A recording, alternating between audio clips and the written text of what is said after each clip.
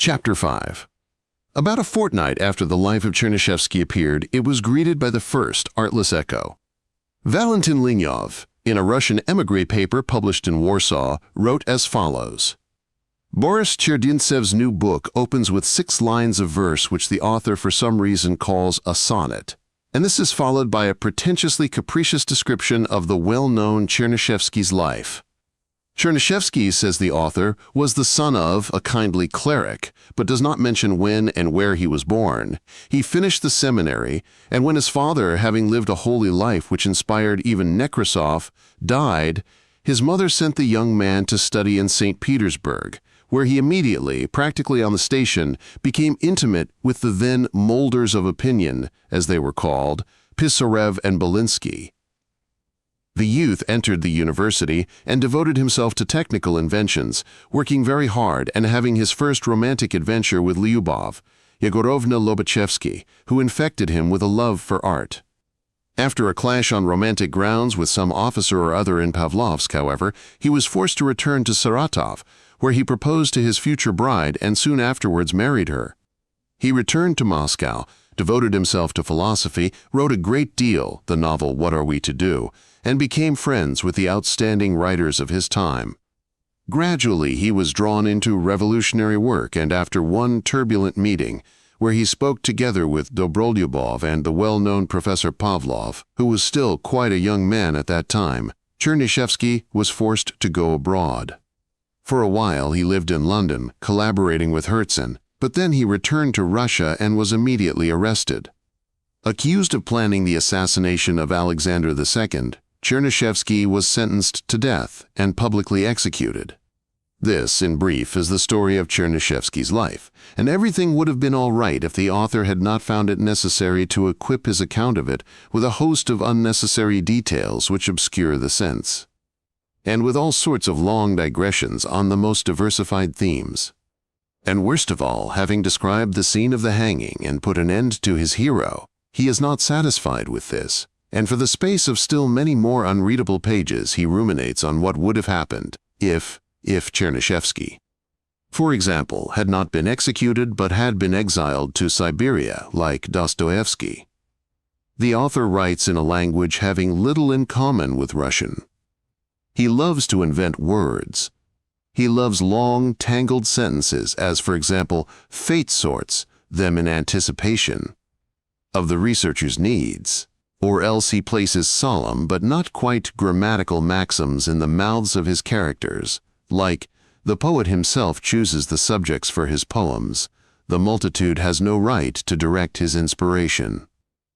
Quote, almost simultaneously with this entertaining review appeared that of Christopher Mortis, Paris, which so aroused Zina's indignation that from that time her eyes glared and her nostrils dilated at the very least mention of this name. When speaking of a new young author, wrote Mortis quietly, one usually experiences the feeling of a certain awkwardness. Will one not rattle him? Will one not injure him by a too glancing remark? It seems to me that in the present instance there are no grounds for such fears. Godunov Cherdintsev is a novice, true, but a novice endowed with extreme self-confidence, and to rattle him is probably no easy matter. I do not know whether his book presages any future achievements or not, but if this is a beginning, it cannot be called a particularly reassuring one. Let me qualify this. Strictly speaking, it is completely unimportant whether Godunov Cherdintsev's effort is creditable or not. One man writes well, another badly, and everyone is awaited at the end of the road by the theme, which none can evade. It is a question, I think, of something quite different. That golden time has passed irretrievably when the critic or reader could be interested above all by the artistic quality or exact degree of talent of a book. Our émigré literature, I am speaking of genuine, undoubted literature, people of faultless taste will understand menas, become plainer, more serious, drier, at the expense of art perhaps. But in compensation producing, in certain poems by Tsipovich and Boris Barsky, and in the prose of Korodonov, sounds of such sorrow, such music and such hopeless, heavenly charm that in truth it is not worth regretting what Lermontov called the dull songs of the earth. In itself, the idea of writing a book about an outstanding public figure of the 60s contains nothing reprehensible. One sits down and writes it. Fine. It comes out. Fine. Worse books than that have come out. But the author's general mood, the atmosphere of his thinking, fills one with queer and unpleasant misgivings.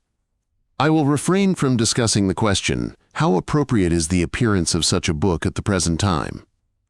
After all, no one can forbid a person to write what he pleases.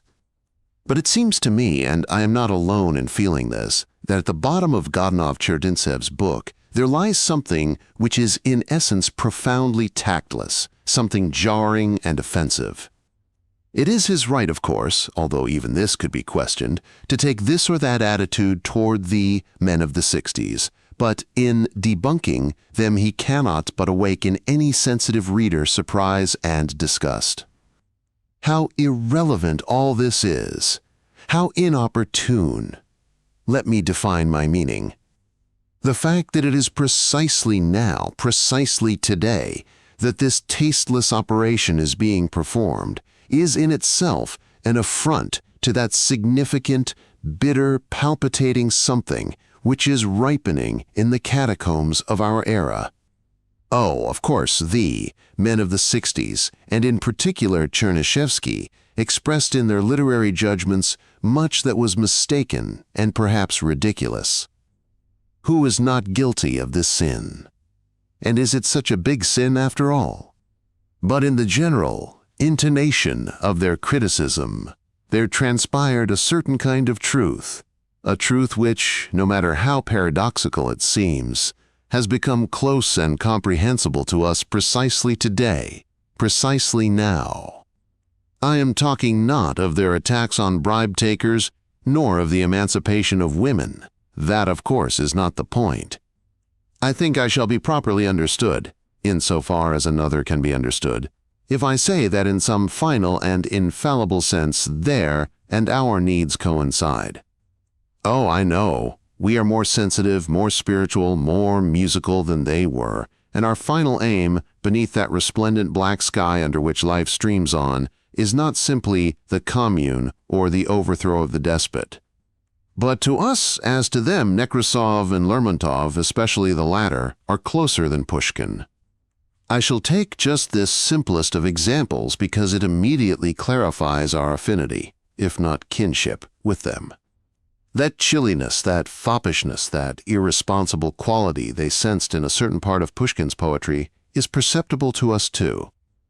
One may object that we are more intelligent, more receptive. All right, I agree, but essentially it is not a question of Chernyshevsky's rationalism or Belinsky's or Dobrolyubov's, names and dates do not matter, but of the fact that then, as now, spiritually progressive people understood that mere art and the lyre were not a sufficient pabulum. We, their refined and weary grandchildren, also want something that is above all human. We demand the values which are essential to the soul. This utilitarianism is more elevated perhaps than theirs, but in some respects it is more urgent even than the one they preached. I have digressed from the immediate theme of my article. But then, sometimes, one can express one's opinion with much more exactitude and authenticity by wandering around the theme in its fertile environs. As a matter of fact, the analysis of any book is awkward and pointless, and moreover, we are interested not in the way an author executed his task, nor even in the task itself, but only in the author's attitude toward it. And let me add this. Are they really so necessary, these excursions into the realm of the past, with their stylized squabbles and artificially vivified way of life? Who wants to know about Chernyshevsky's relations with women? In our bitter, tender, ascetic times, there is no place for this kind of mischievous research, for this idle literature, which, anyway, is not devoid of a certain arrogant audacity that is bound to repel even the most well-disposed of readers. After this, reviews poured.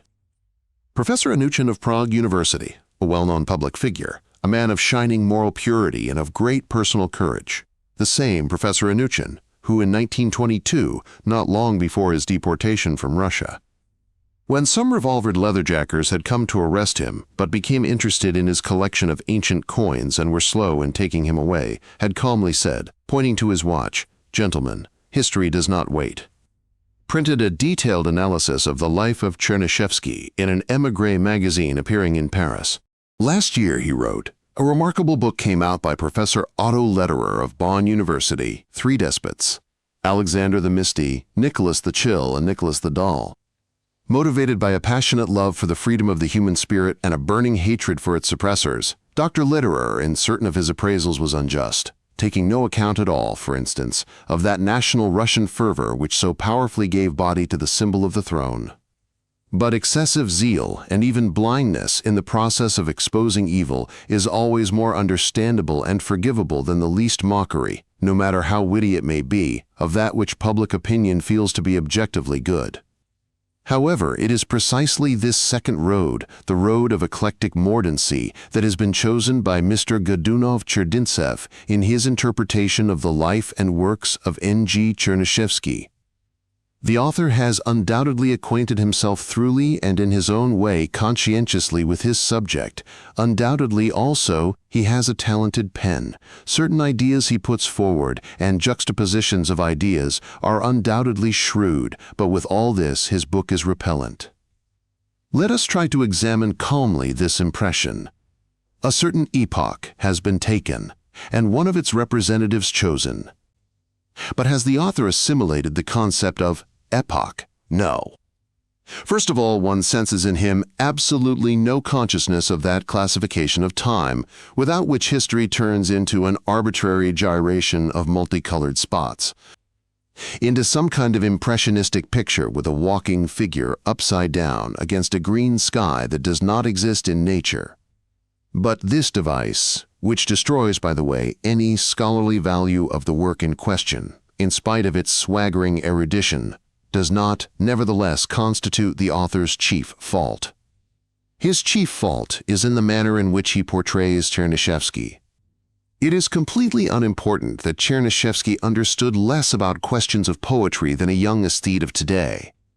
It is completely unimportant that in his philosophical conceptions, Chernyshevsky kept aloof from those transcendental subtleties which please Mr. Godunov-Cherdintsev.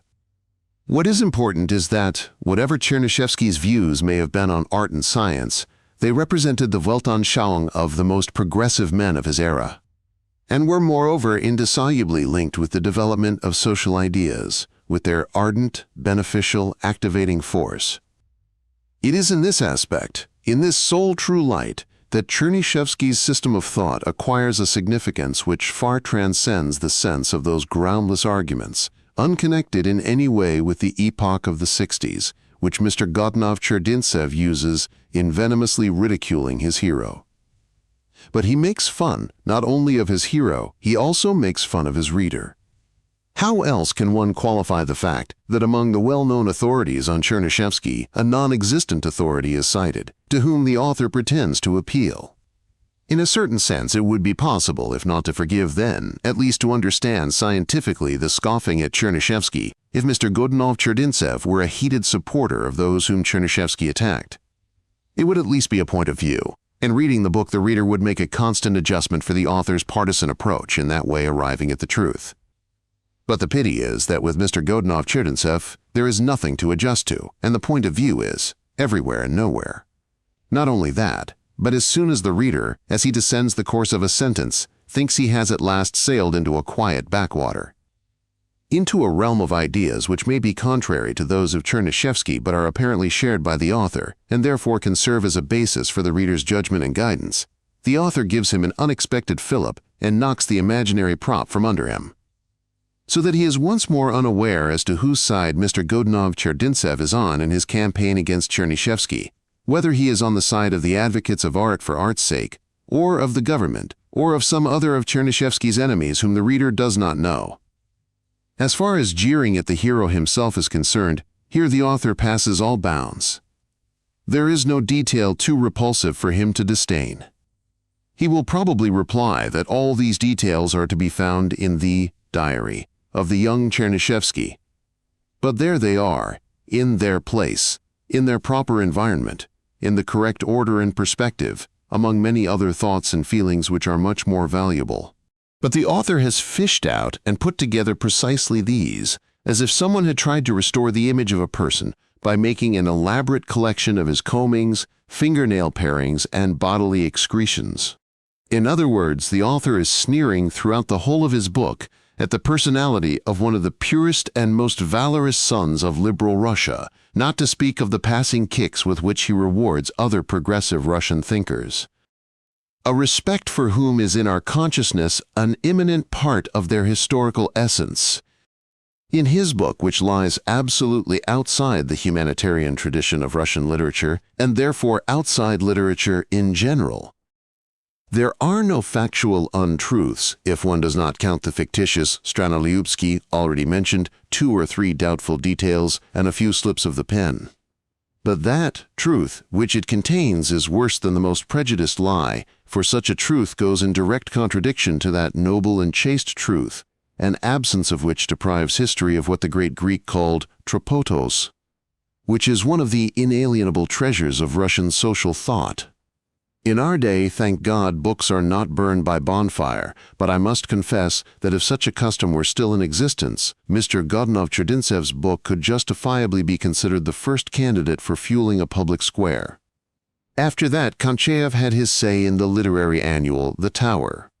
He began by drawing a picture of flight during an invasion or an earthquake, when the escapers carry away with them everything that they can lay hands on, someone being sure to burden himself with a large, framed portrait of some long-forgotten relative. Just such a portrait, wrote Konchaev, is for the Russian intelligentsia the image of Chernyshevsky, which was spontaneously, but accidentally, carried away abroad by the émigrés, together with other, more useful things. And this is how Konchaev explained the stupefaction occasioned by the appearance of Fyodor Konstantinovich's book.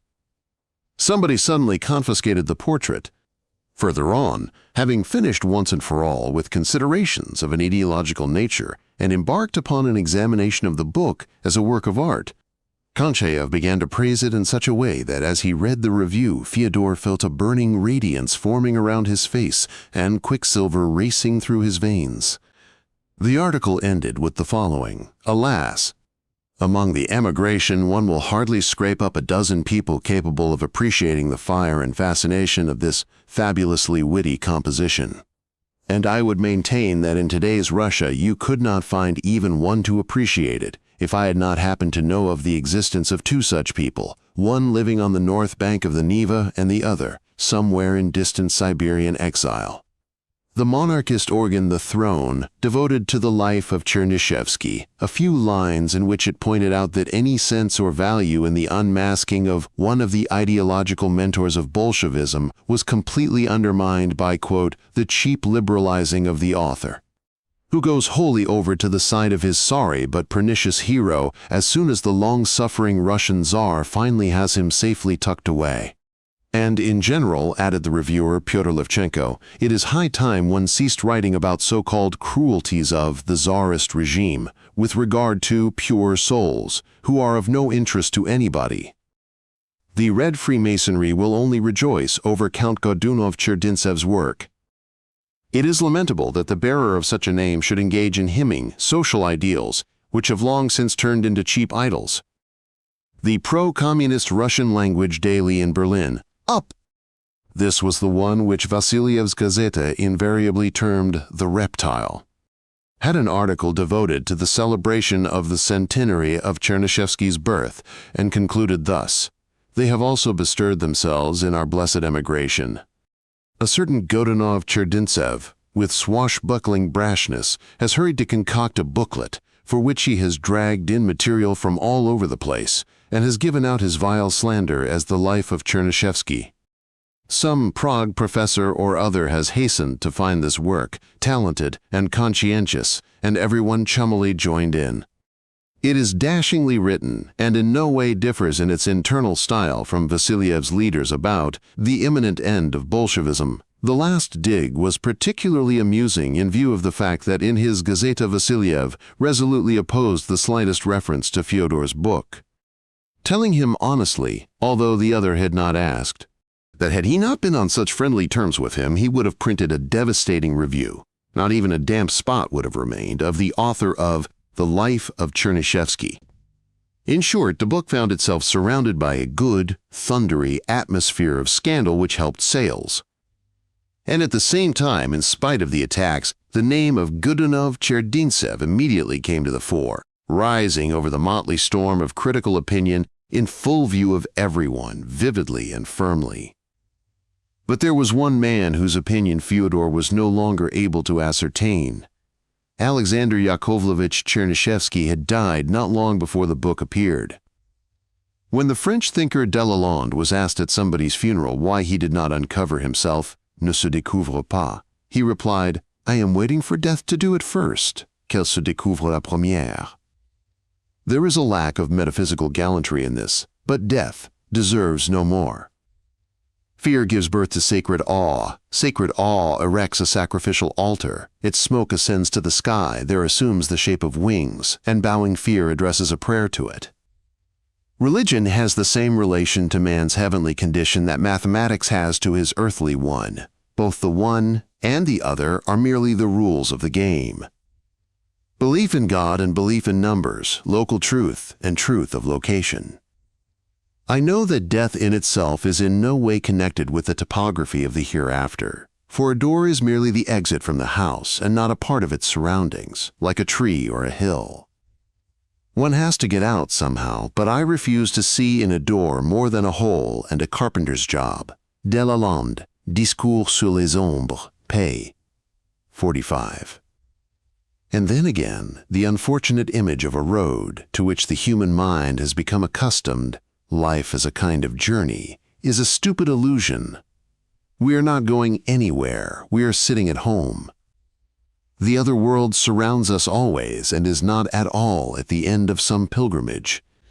In our earthly house, windows are replaced by mirrors, the door, until a given time, is closed, but air comes in through the cracks. For our stay-at-home senses, the most accessible image of our future comprehension of those surroundings which are due to be revealed to us with the disintegration of the body is the liberation of the soul from the eye sockets of the flesh, and our transformation into one complete and free eye, which can simultaneously see in all directions, or to put it differently, a supersensory insight into the world accompanied by our inner participation. IBID p.64. But all this is only symbols. Symbols which become a burden to the mind as soon as it takes a close look at them. Is it not possible to understand more simply, in a way more satisfying to the spirit, without the aid of this elegant atheist and equally without the aid of popular faiths? For religion subsumes a suspicious facility of general access that destroys the value of its revelations. If the poor in spirit enter the heavenly kingdom, I can imagine how gay it is there. I have seen enough of them on earth. Who else makes up the population of heaven? Swarms of screaming revivalists, grubby monks, lots of rosy, short-sighted souls of more or less Protestant manufacture. What deathly boredom! I am running a high temperature for the 4th day now, and can no longer read. Strange. I used to think before that Yasha was always near me, that I had learned to communicate with ghosts, but now, when I am perhaps dying, this belief in ghosts seems to me something earthly, linked with the very lowest earthly sensations and not at all the discovery of a heavenly America. Somehow simpler, somehow simpler, somehow at once, one effort, and I'll understand all. The search for God, the longing of any hound for a master. Give me a boss and I shall kneel at his enormous feet. All this is earthly. Father, headmaster, rector, president of the board, czar, God. Numbers, numbers, and one wants so much to find the biggest number so that all the rest may mean something and climb somewhere. No, that way you end up in padded dead ends and everything ceases to be interesting. Of course I am dying. These pincers behind and this steely pain are quite comprehensible. Death steals up from behind and grasps you by the sides. Funny that I have thought of death all my life, and if I have lived only in the margin of a book I have never been able to read. Now who was it? Oh, years ago in Kiev. Goodness, what was his name? would take out a library book in a language he didn't know, make notes in it, and leave it lying about so visitors would think. He knows Portuguese, Aramaic. Ich habe dasselbe getan. Happiness, sorrow, exclamation marks en marge, while the context is absolutely unknown. A fine affair. It is terribly painful to leave life's womb. The deathly horror of birth. L'enfant qui naît ressent les affres de sa mère. My poor little Yasha. It is very queer that in dying I get further away from him, when the opposite should have been true, ever nearer and nearer. His first word was muha, a fly. And immediately afterwards there was a telephone call from the police to come and identify the body. How will I leave him now, in these rooms? He will have nobody to haunt, because she would not notice. Poor girl. How much? 5,800, plus that other money, which makes, let me see, and afterwards? David might help, but then he might not. In general, there has been nothing in life except getting ready for an examination, which all the same nobody can get ready for. Dreadful is death to man and might alike. Will all my friends go through it? Incredible!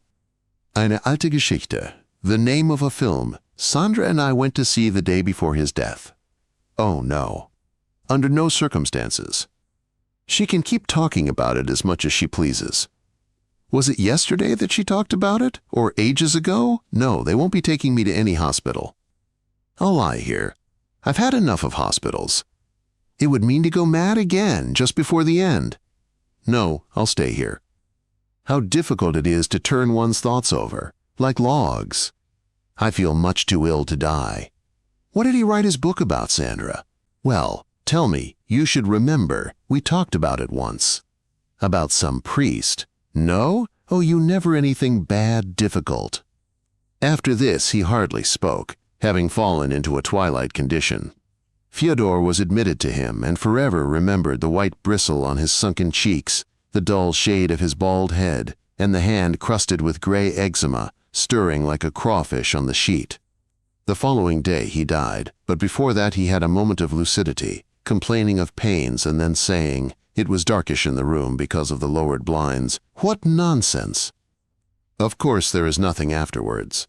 He sighed, listened to the trickling and drumming outside the window, and repeated with extreme distinctness, there is nothing.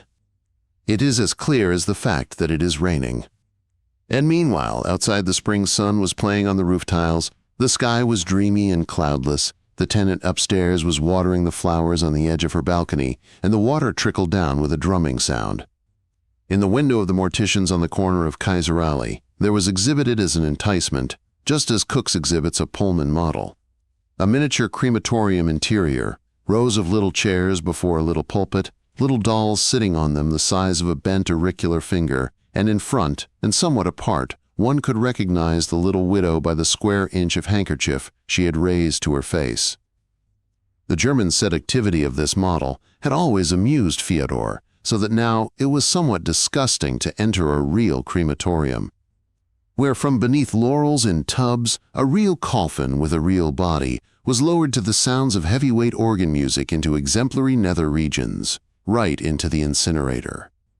Madame Chernyshevsky did not hold a handkerchief, but sat motionless and straight, her eyes shimmering through the black crepe veil.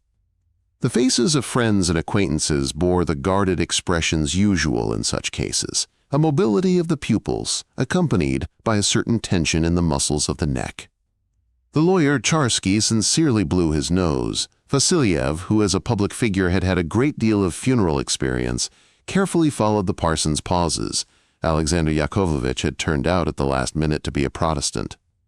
Engineer Kern flashed the lenses of his pince-nez impassively.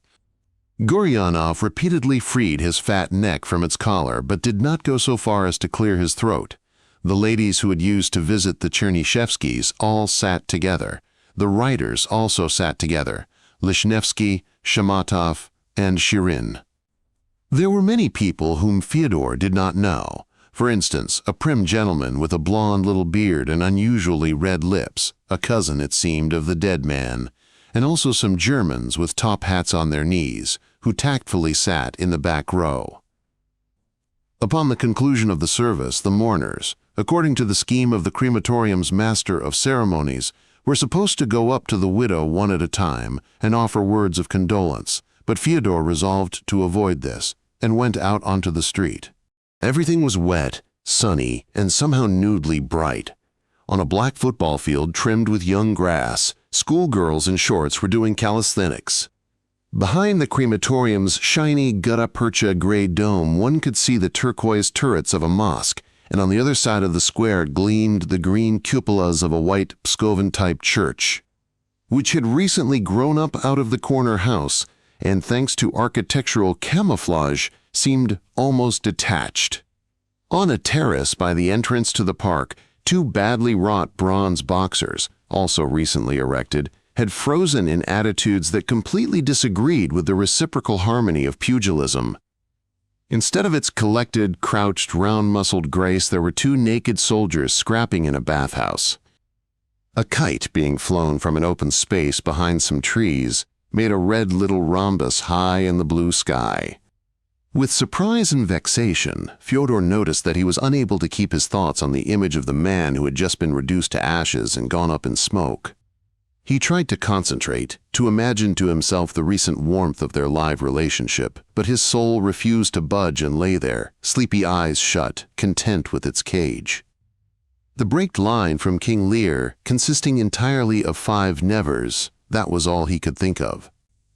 And so I'll never see him again, he told himself, unoriginally. But this thin goad snapped without displacing his soul. He tried to think about death, but reflected instead that the soft sky, edged on one side with a long cloud like a pale and tender border of fat, would have resembled a slice of ham had the blue been pink.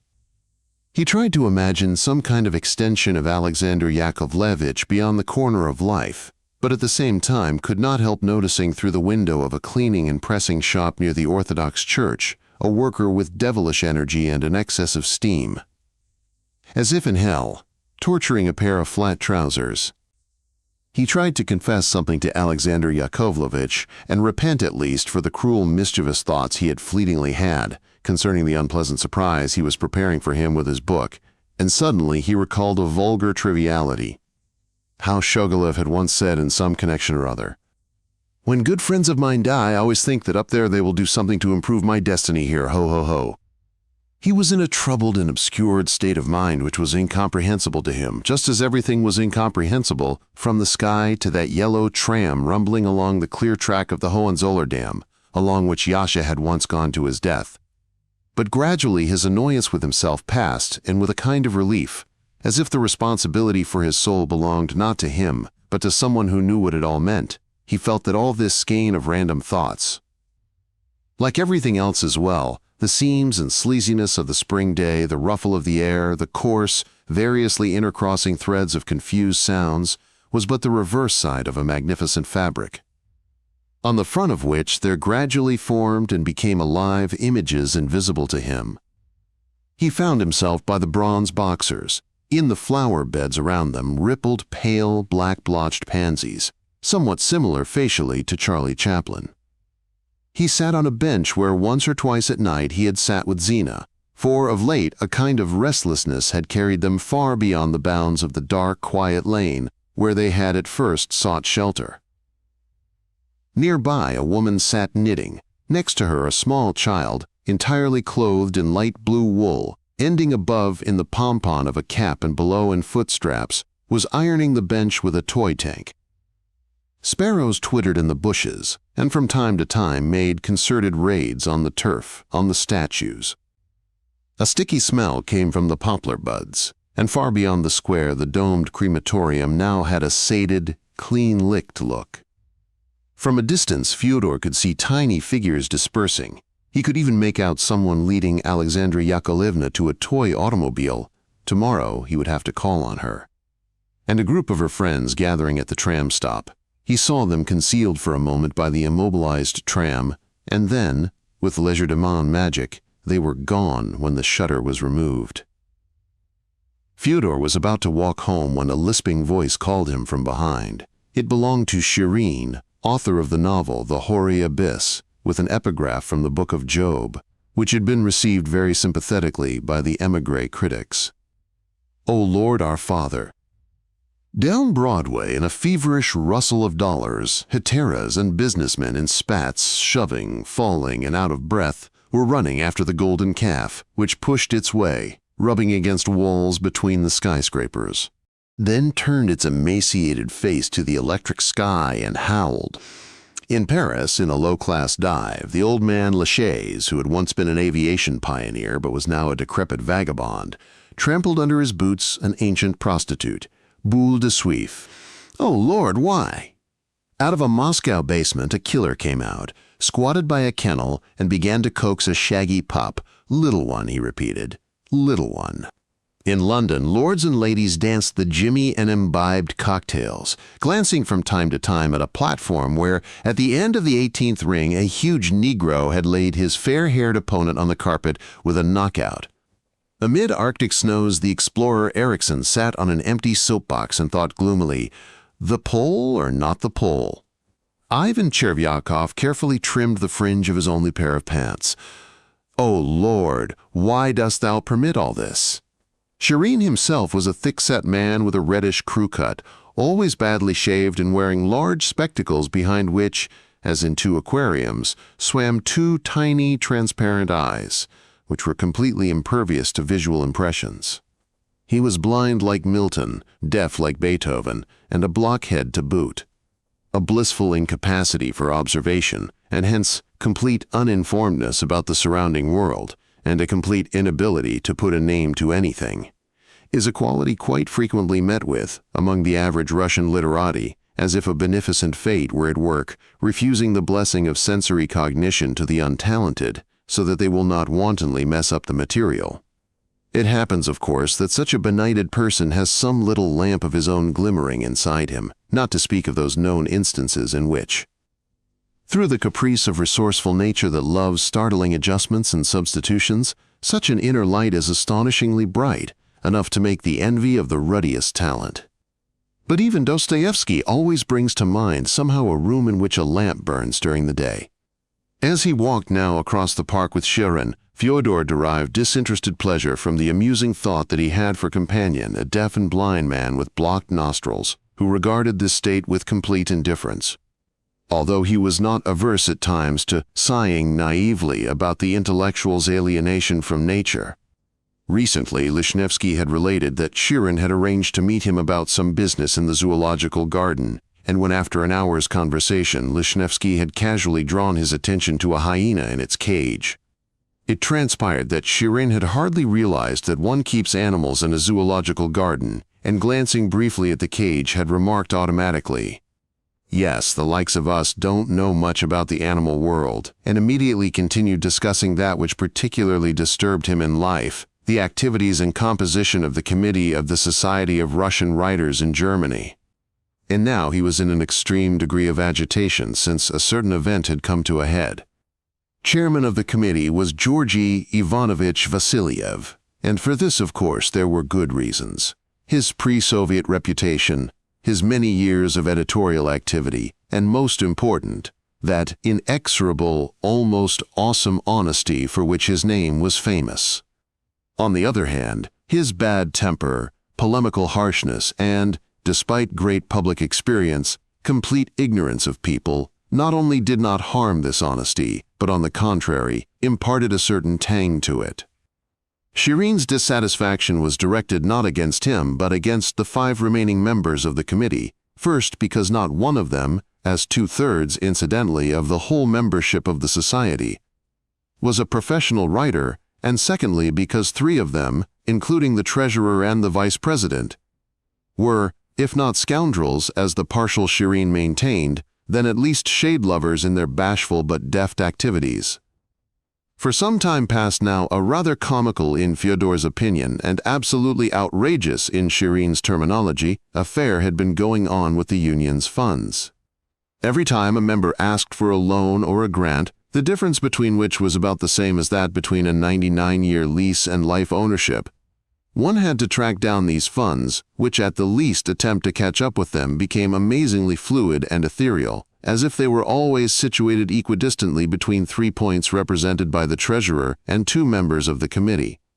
The chase was complicated by the fact that for a long time now Vasiliev had not been on speaking terms with these 3 members, refusing even to communicate with them in writing, and in recent times had been dispensing loans and grants out of his own pocket, leaving others to get the money from the union to repay him. In the end, the money would be extracted in dribs and drabs, but then it usually turned out that the treasurer had borrowed it from an outsider, so that transactions never caused any change in the phantasmal state of the exchequer. Lately, members of the society who appealed particularly often for aid had begun to grow visibly nervous. A general meeting had been called for next month, and Shirin had prepared for it a plan of resolute action. "There was a time," he said, striding down a path in the park with Fyodor and automatically following its cunningly unobtrusive convolutions, "there was a time when all the people who went on the committee of our union were highly respectable. Like Potyagin, Ivan Lushin Zilanov, but some died and others are in Paris. Somehow Gurman oozed through into it and then gradually pulled his pals in. For this trio, the passive participation of the extremely decent, I'm saying nothing, but completely inert Kern and Goryanov is a convenient cover, a kind of camouflage. And Gurman's strained relations with Georgy Ivanovich is a guarantee of inactivity on his part also. The ones to blame for all this are us, the members of the union.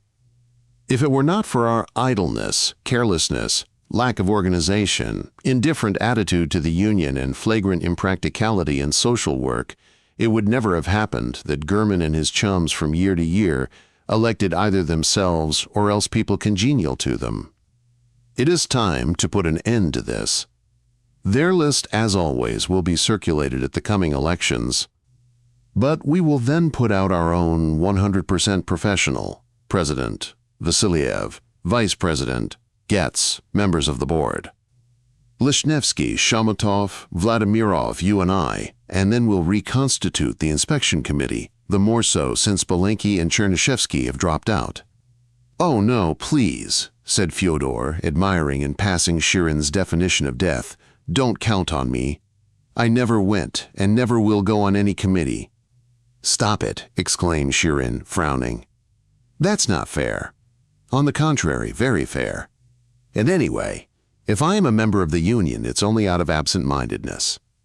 To tell the truth, Konchaev is right to stand aside from all this." "Konchaev," said Shirin angrily.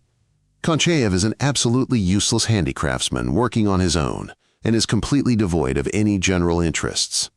But you ought to be interested in the fate of the union, if only because you, excuse my directness, borrow money from it. That's just it. You conceive yourself that if I go on the committee, I shan't possibly be able to give handouts to myself. Bosh. Why not? It's a completely legal procedure. You will simply get up and go to the lavatory, and so become for a moment, so to speak, an ordinary member while your colleagues discuss your request. All these are empty excuses that you've just thought up." "How's your new novel?" asked Fyodor. "Is it nearly finished?" "We're not talking about my novel now. I ask you very seriously to give your assent. We need young blood. Lishnevsky and I have given much thought to this list." "Under no circumstances," said Fyodor. "I don't want to play the fool." "Well, if you call your public duty playing the fool. If I go on the committee, I shall certainly be playing the fool, so I am refusing precisely out of respect for duty." "Very sad," said Shirin. "Will we really have to take Rostislav Streny instead of you?" "Of course, wonderful. I adore Rostislav. Actually, I had reserved him for the inspection committee. There's also Bush, of course, but do think it over, please. It's not a trifling matter. We shall have a regular battle with these gangsters. I am preparing a speech that will really make them sit up." "Think it over, do you still have a whole month?" During that month, Fyodor's book came out, and 2 or 3 notices had had time to appear, so that he set off for the general meeting with the pleasant feeling that he would find more than one enemy reader there. It took place as usual in the upper premises of a large cafe, and when he arrived, everybody was already there. A phenomenally dexterous waiter with darting eyes was serving beer and coffee. The members of the society were seated at little tables. The creative writers formed a close-knit group, and one could already hear the energetic psst, psst of Shamatov, who had been served the wrong order. In the back, behind a long table, sat the committee, the bulky, extremely gloomy Vasilyev, with Goryainov and engineer Kern on his right and the three others on his left.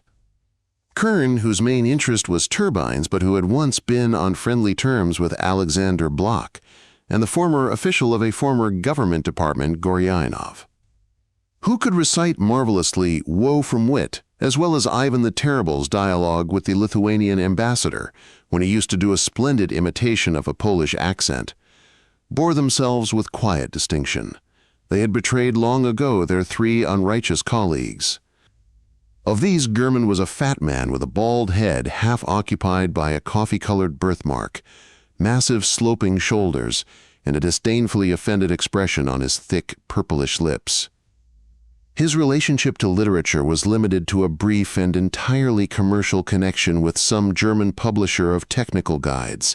The principal theme of his personality, the pith of his existence, was speculation. He was particularly keen on Soviet bills of exchange. Next to him sat a small but sturdily resilient barrister with a jutting jaw, a rapacious gleam in his right eye, the left one was half closed by nature, and a whole store of metal in his mouth, an alert, fiery man, something of a swashbuckler in his own way, who was always challenging people to arbitration, and he would talk of this.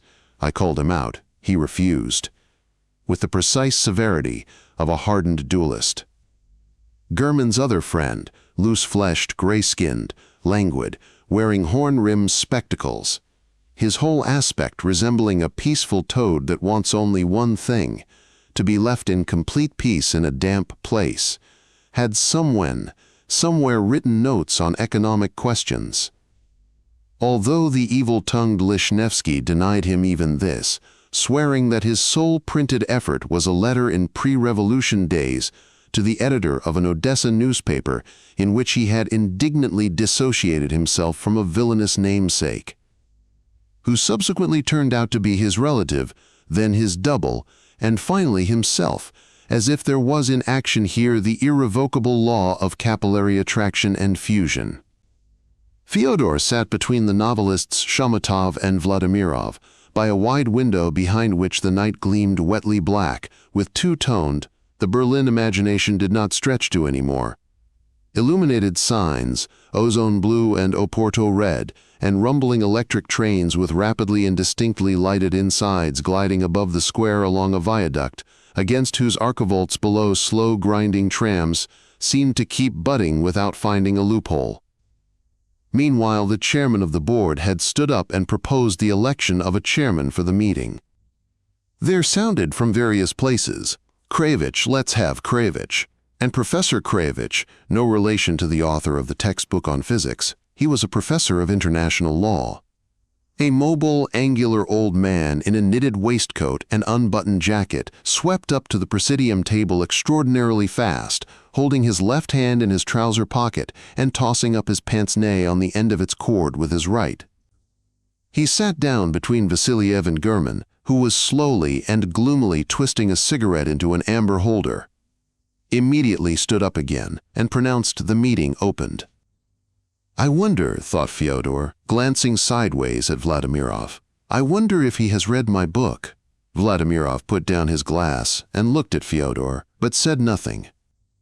Beneath his jacket he was wearing an English sports sweater with a black and orange border along its triangular opening. The receding hair on either side of his forehead exaggerated the latter's dimensions. His large nose was strongly boned, his grayish-yellow teeth glistened unpleasantly beneath his slightly raised lip, and his eyes looked out with intelligence and indifference. He had studied, it seemed, at an English university and flaunted a pseudo-British manner. At 29, he was already the author of 2 novels, outstanding for the force and swiftness of their mirror-like style, which irritated Fyodor, perhaps for the very reason that he felt a certain affinity with him. As a conversationalist, Vladimirov was singularly unattractive. One blamed him for being derisive, supercilious, cold, incapable of thawing to friendly discussions, but that was also said about Konchaev and about Fyodor himself, and about anyone whose thoughts lived in their own private house and not in a barrack room or a pub. When a secretary had also been elected, Professor Krayevich proposed that all should stand to honor the memory of the 2 deceased members of the society. And during this 5-second petrification, the excommunicated waiter scanned the tables, having forgotten who had ordered the ham sandwich he had just brought in on a tray. Everyone stood as he could. Gurman, for example, his skew-bald head lowered, was holding his hand palm upwards on the table, as if he had just cast the dice and had frozen in astonishment at his loss. "Hallo!" "Here!" shouted Shamatov, who had been waiting anxiously for the moment when, with a clatter of relief, life would be seated again. And then the waiter quickly raised his index finger, he had remembered, glided over to him, and with a tinkle put the plate down on the imitation marble. Shamatov immediately began to cut the sandwich, holding his knife and fork crosswise. On the edge of the plate a yellow blob of mustard projected, as is usually the case, a yellow horn.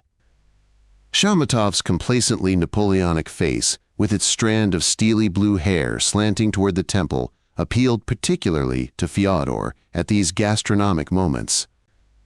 Next to him, drinking tea with lemon, and himself very lemony with sadly arched eyebrows, sat the satirist from the Gazeta, whose pseudonym Femme Amour contained, according to his own assertion, a complete French novel, Femme Amour, a page of English literature, Thomas More, and a touch of Jewish skepticism, Thomas the Apostle. Shirin was sharpening a pencil over an ashtray. He was very much offended at Fyodor for refusing to figure in the election list. Of the writers, there were also Rostislav Streny, a rather dreadful person with a bracelet on his hairy wrist, the parchment-pale, raven-haired poetess Anna Optikar, a theater critic, a skinny, singularly quiet young man with an elusive something about him recalling a daguerreotype of the Russian 40s. And, of course, kindly Bush, his eyes resting paternally on Fyodor, who, with half an ear cocked to the Society President's report, had now transferred his gaze from Bush, Lishnevsky, Shirin, and the other writers to the general mass of those present, among whom were several journalists, as, for instance, old Stupyshin, whose spoon was working its way through a wedge of mocha cake, many reporters, and, sitting alone and admitted here on God knows what basis, Lyubov Markovna in her timorously gleaming pince-nez. And in general there was a large number of those whom Shirin severely termed the outside element, the imposing lawyer Charsky, holding his 4th cigarette of the night in his white, always trembling hand. A bearded little jobber who had once published an obituary notice in a Bundist paper. A gentle, pale old man, tasting of apple paste, who enthusiastically discharged his duties as the precentor of a church choir. An enormous, enigmatic fat man who lived as a hermit in a pine wood near Berlin, some said in a cave, and had there compiled a collection of Soviet anecdotes. A separate group of rowdies, conceited failures. A pleasant young man of unknown means and position, a Soviet agent, said Shirin simply and darkly. Another lady, someone's former secretary, her husband, the brother of a well-known publisher. And all these people, from the illiterate bum with a heavy, drunken gaze who wrote denunciatorily mystical verses which not a single newspaper had yet agreed to publish, to the repulsively small, almost portable lawyer, Pashkin, who when talking to people said I pot for I put, and koshin for cushion, as if establishing an alibi for his name. All of these, in Shirin's opinion, damaged the society's dignity and were liable to immediate expulsion. And now, said Vasiliev after finishing his report, I bring to the notice of the meeting that I resign as chairman of the society and will not stand for re-election. He sat down. A little chill ran through the assembly. Beneath the burden of sorrow, Gurman closed his heavy lids. An electric train slid bow-like over a bass string. Next comes, said Professor Krayevich, raising his pince-nez to his eyes and looking at the agenda, the treasurer's report. If you please." Gurman's resilient neighbor, immediately adopting a challenging tone of voice, flashing his good eye and powerfully twisting his valuable crammed mouth, commenced to read. Figures were emitted like sparks, metallic words bounced. Entered the current year. Debited. Audited. While Shireen, in the meantime, swiftly began to note something on the reverse side of a cigarette pack, added it up, and triumphantly exchanged glances with Lishnevsky. Having read to the end, the treasurer shut his mouth with a click, while some distance off a member of the auditorial committee had already risen, a Georgian socialist with a pockmarked face and black hair like a shoe brush, and briefly enumerated his favorable impressions. After this, Shireen asked for the floor, and at once there was a whiff of something jolly, alarming, and improper. He began by seizing on the fact that the expenditure for the New Year's charity dance was inexplicably large. Gurman wanted to reply. The chairman, aiming his pencil at Shireen, asked him if he had finished. "Let him speak, no cutting short," shouted Shamatov from his seat, and the chairman's pencil, quivering like a serpent's tongue, was aimed at him before returning to Shireen, who, however, bowed and sat down. Gurman rose heavily, carrying his sorrowful burden with disdain and resignation, and began to speak, but Shireen soon interrupted him, and Kravich grasped his bell. Gurman finished, after which the treasurer instantly asked for the floor, but Shireen was already up and continuing, the explanation of the honorable gentleman from the stock exchange. The chairman rang his bell and requested more moderation, threatening to refuse permission to speak. Shireen again bowed and said that he had only one question. In the funds, according to the treasurer's words, there were 3,076 marks and 15 pfennigs. Could he see this money right now?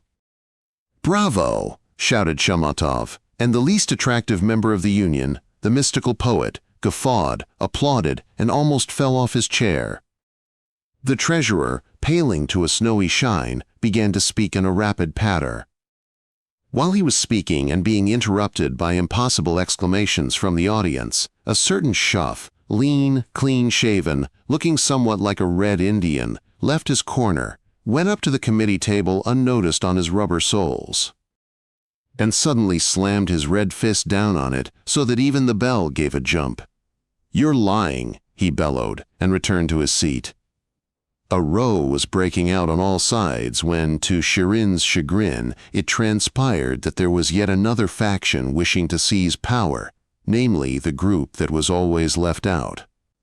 And that included both the mystic and the Red Indian, as well as the little bearded fellow and several seedy and unbalanced individuals, one of whom suddenly began to read from a piece of paper a list of candidates for election to the committee, all of whom were completely unacceptable. The battle took a new turn, sufficiently tangled, now that there were three warring sides. Such expressions flew about as "black marketeer," "you're not fit to duel," and "you've already been thrashed." Even Bush spoke, trying to drown insulting ejaculations, but because of the natural obscurity of his style, no one could understand what he was talking about, until, sitting down, he explained that he was fully in agreement with the preceding speaker. Gurman, his nostrils alone expressing sarcasm, busied himself with his cigarette holder. Vasiliev left his seat and retired to a corner where he pretended to read a newspaper. Lishnevsky delivered a crushing speech directed mainly against the board member, resembling a peaceful toad, who merely spread his hands and directed a helpless glance at Gurman and the treasurer, both of whom tried not to look at him. Finally, when the poet-mystic stood up, shakily swaying, and with a highly promising smile on his sweaty, leathery face began to speak in verse, the chairman furiously rang his bell and announced an interval, after which the elections were due to be held. Shireen flew over to Vasiliev and commenced to talk to him persuasively, while Fyodor, feeling suddenly bored, found his mackintosh and made his way out onto the street. He was angry with himself. Fancy sacrificing for the sake of this preposterous divertissement the fixed star of his nightly meeting with Zina. The desire to see her at once tortured him with its paradoxical impossibility. If she had not slept 6 yards from the head of his bed, access to her would have been much easier. A train stretched over the viaduct. The yawn begun by a woman in the lighted window of the first car was completed by another woman, in the last one. Fyodor Konstantinovich strolled toward the tram stop along an oily black, blaring street.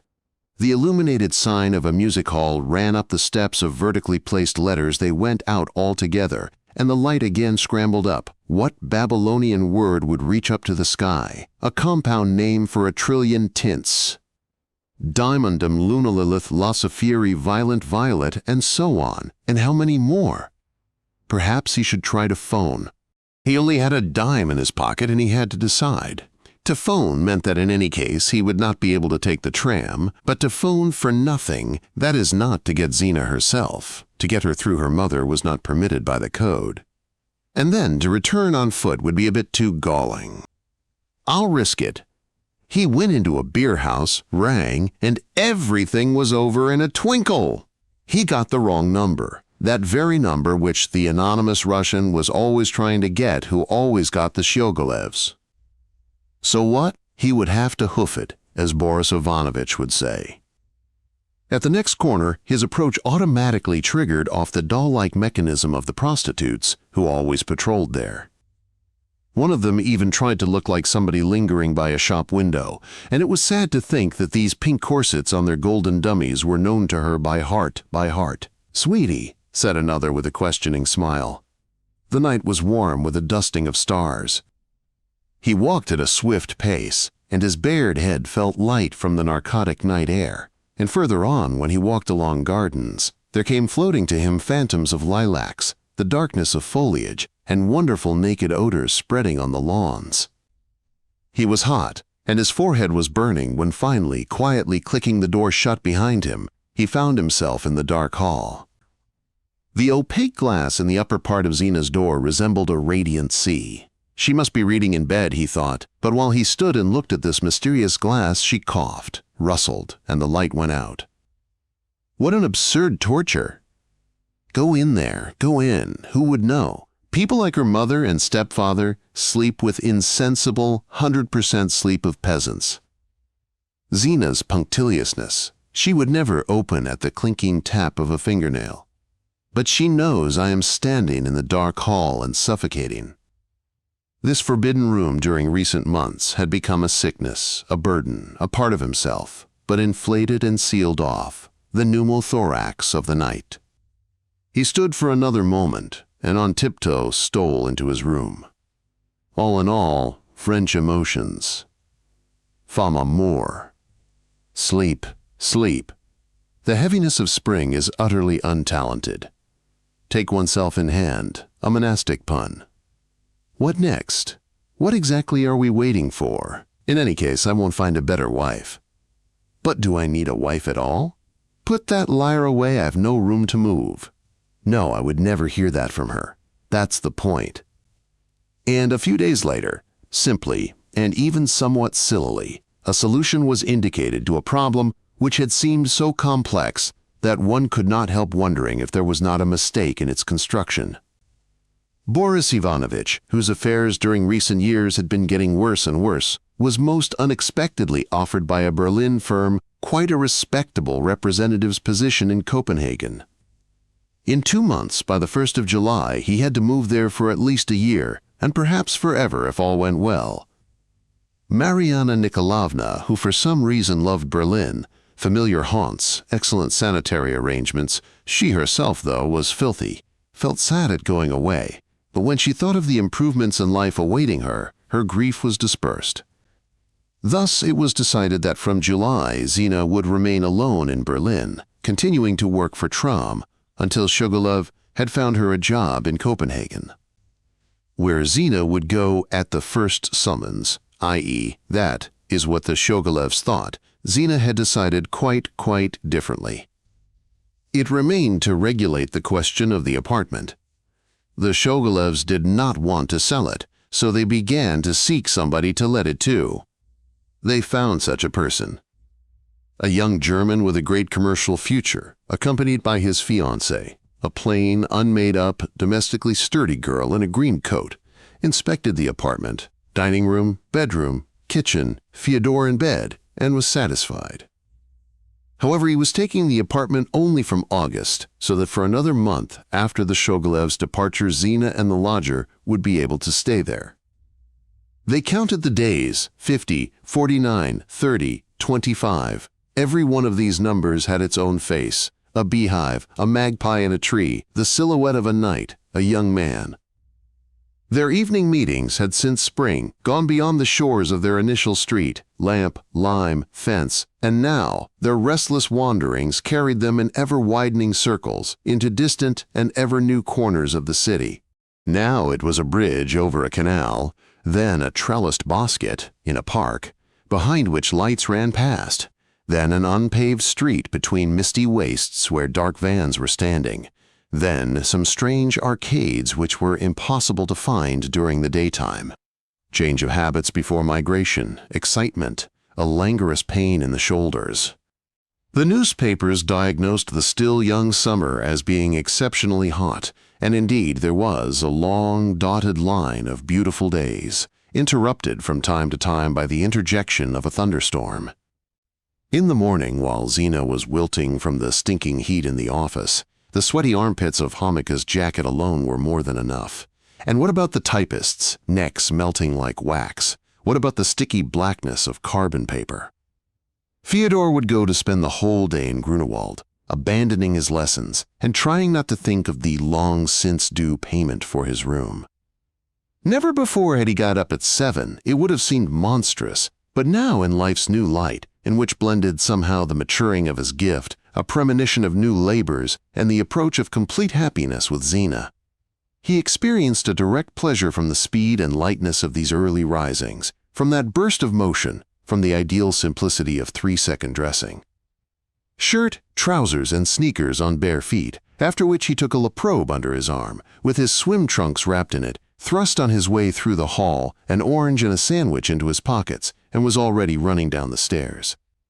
A turned-back doormat held the door in a wide-open position, while the janitor energetically beat the dust out of another mat by slapping it against the trunk of an innocent lime tree. What have I done to deserve this? The asphalt was still in the dark blue shadow of the houses. On the sidewalk gleamed the first fresh excrements of a dog.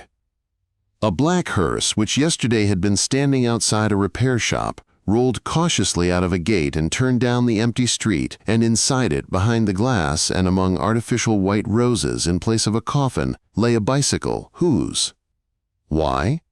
The dairy was already open, but the lazy tobacconist was still asleep. The sun played on various objects along the right side of the street, like a magpie picking out the tiny things that glittered. And at the end of it, where it was crossed by the wide ravine of a railroad, a cloud of locomotive steam suddenly appeared from the right of the bridge, disintegrated against its iron ribs. Then immediately loomed white again on the other side, and wavily streamed away through the gaps in the trees. Crossing the bridge after this, Fyodor, as usual, was gladdened by the wonderful poetry of railroad banks, by their free and diversified nature. A growth of locusts and sallows, wild grass, bees, butterflies, all this lived in isolation and unconcern in the harsh vicinity of coal dust glistening below between the 5 streams of rails. And in blissful estrangement from the city coulisses above, from the peeled walls of old houses toasting their tattooed backs in the morning sunshine. Beyond the bridge, near the small public garden, 2 elderly postal workers, having completed their check of a stamp machine and grown suddenly playful, were stealing up from behind the jasmine, one behind the other, one imitating the other's gestures, toward a third, who with eyes closed was humbly and briefly relaxing on a bench before his working day in order to tickle his nose with a flower. Where shall I put all these gifts with which the summer morning rewards me, and only me? Save them up for future books? Use them immediately for a practical handbook, how to be happy. Or getting deeper, to the bottom of things, understand what is concealed behind all this, behind the play, the sparkle, the thick green grease paint of the foliage. For there really is something, there is something, and one wants to offer thanks, but there is no one to thank. The list of donations already made, 10,000 days from person unknown. He walked farther, past iron railings, past the deep gardens of bankers, villas with their grotto shadows, boxwood, ivy, and lawns pearled with watering, and there, among the elms and limes, the first pines already appeared. Sent out far ahead by the Grunwald pine woods, or on the contrary, stragglers behind the regiment. Whistling loudly and rising, uphill, on the pedals of his three-wheeled bicycle, a baker's roundsman went by, a water sprayer crawled slowly by with a wet hissing sound, a whale on wheels generously irrigating the asphalt. Someone with a briefcase slammed a vermilion-painted garden gate and set off for some unknown office. Fyodor emerged on his heels onto the boulevard, still the same Hohenzollern, at whose beginning they burned poor Alexander Yakovlevich, and there, its lock flashing, the briefcase ran for a tram. Now it was not far to the forest, and he quickened his step, already feeling the sun's hot mask on his upturned face. The pickets of a fence flicked by, speckling his vision. On yesterday's vacant lot, a small villa was being built, and since the sky was looking in through the gaps of future windows. And since burdocks and sunlight had taken advantage of the slowness of the work to make themselves comfortable within the unfinished white walls, these had acquired the pensive cast of ruins, like the word sometime, which serves both the past and the future. Toward Fyodor came a young girl with a bottle of milk. She bore some resemblance to Zina, or rather contained a particle of that fascination, both special and vague, which he found in many girls, but with particular fullness in Zina, so that they all possessed some mysterious kinship with Zina, about which he alone knew. Although he was completely incapable of formulating the indicia of this kinship, outside of which women evoked painful disgust in him, and now, as he looked back at her and caught her long, familiar, golden, fugitive outline that promptly vanished forever, he felt for a moment the impact of a hopeless desire, whose whole charm and richness was in its unquenchability. O trite demon of cheap thrills, do not tempt me with the catchword my type. Not that, but something beyond that. Definition is always finite, but I keep straining for the far away. I search beyond the barricades of words, of senses, of the world, for infinity, where all the lines meet. At the end of the boulevard, the green edge of the pinewood came into sight, with the gaudy portico of a recently constructed pavilion, in whose atrium was to be found an assortment of restrooms, men's, women's, and children's, through which, according to the scheme of the local Lenotras, one had to go in order to enter at first a newly laid-out rock garden, with alpine flora along geometric paths, which served, still according to that same scheme, as a pleasant threshold to. But Fyodor turned to the left, avoiding the threshold. It was nearer that way. The still wild edge of the pinewood stretched endlessly along an avenue for automobiles, but the next step on the part of the city fathers was inevitable. Fence the whole of this free access with endless railings, so that the portico became the entrance of necessity in the most literal, elementary sense. I built this ornamental thing for you, but you weren't attracted, so now, if you please, it is ornamental and regimental. But, by a mental jump back again, F3, GL. It could hardly have been better when this forest, now retreated, now crowded around the lake, and like us in our own departure from hairy ancestors, having kept only a marginal vegetation, used to stretch to the very heart of the present city. And a noisy, princely rabble galloped among its wilds with horns and hounds and beaters. The forest as I found it was still alive, rich, full of birds. There occurred orioles, pigeons, and jays. A crow flew by, its wings panting, "Choo, choo, choo." A red-headed woodpecker was rapping against a pine trunk, and sometimes, I presume, imitating its own rap vocally, whereupon it came out particularly loud and convincingly for the female's benefit. For there is nothing in nature more bewitchingly divine than her ingenious deceptions cropping up in unexpected places. Thus a forest grasshopper, starting his little motor but never able to get it going, TSIG, TSIG, TSIG, and breaks off. Having jumped and landed. But careful, I like to recall what my father wrote.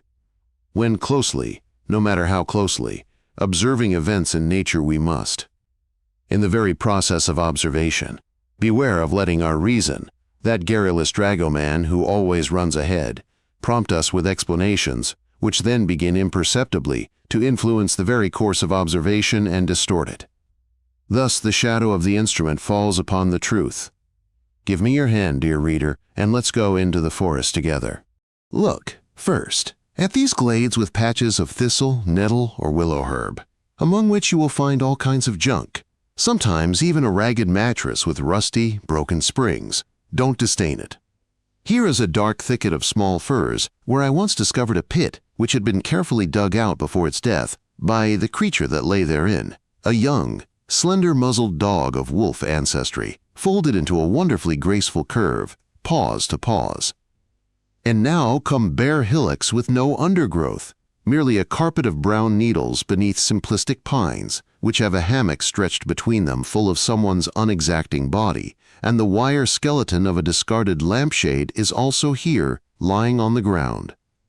Further, we have a barren, surrounded by locust trees, and there on the gray, burning, sticky sand sits a woman in underwear, her dreadful bare legs stretched out, and darns a stocking, while beside her crawls a child dark-groined from the dust. You can still see from here the thoroughfare and the sparkle of automobile radiators skimming by, but you only have to penetrate a little deeper, and the forest reasserts itself, the pines become nobler, moss creaks underfoot. And some bum is invariably asleep here, a newspaper covering his face. The philosopher prefers moss to roses.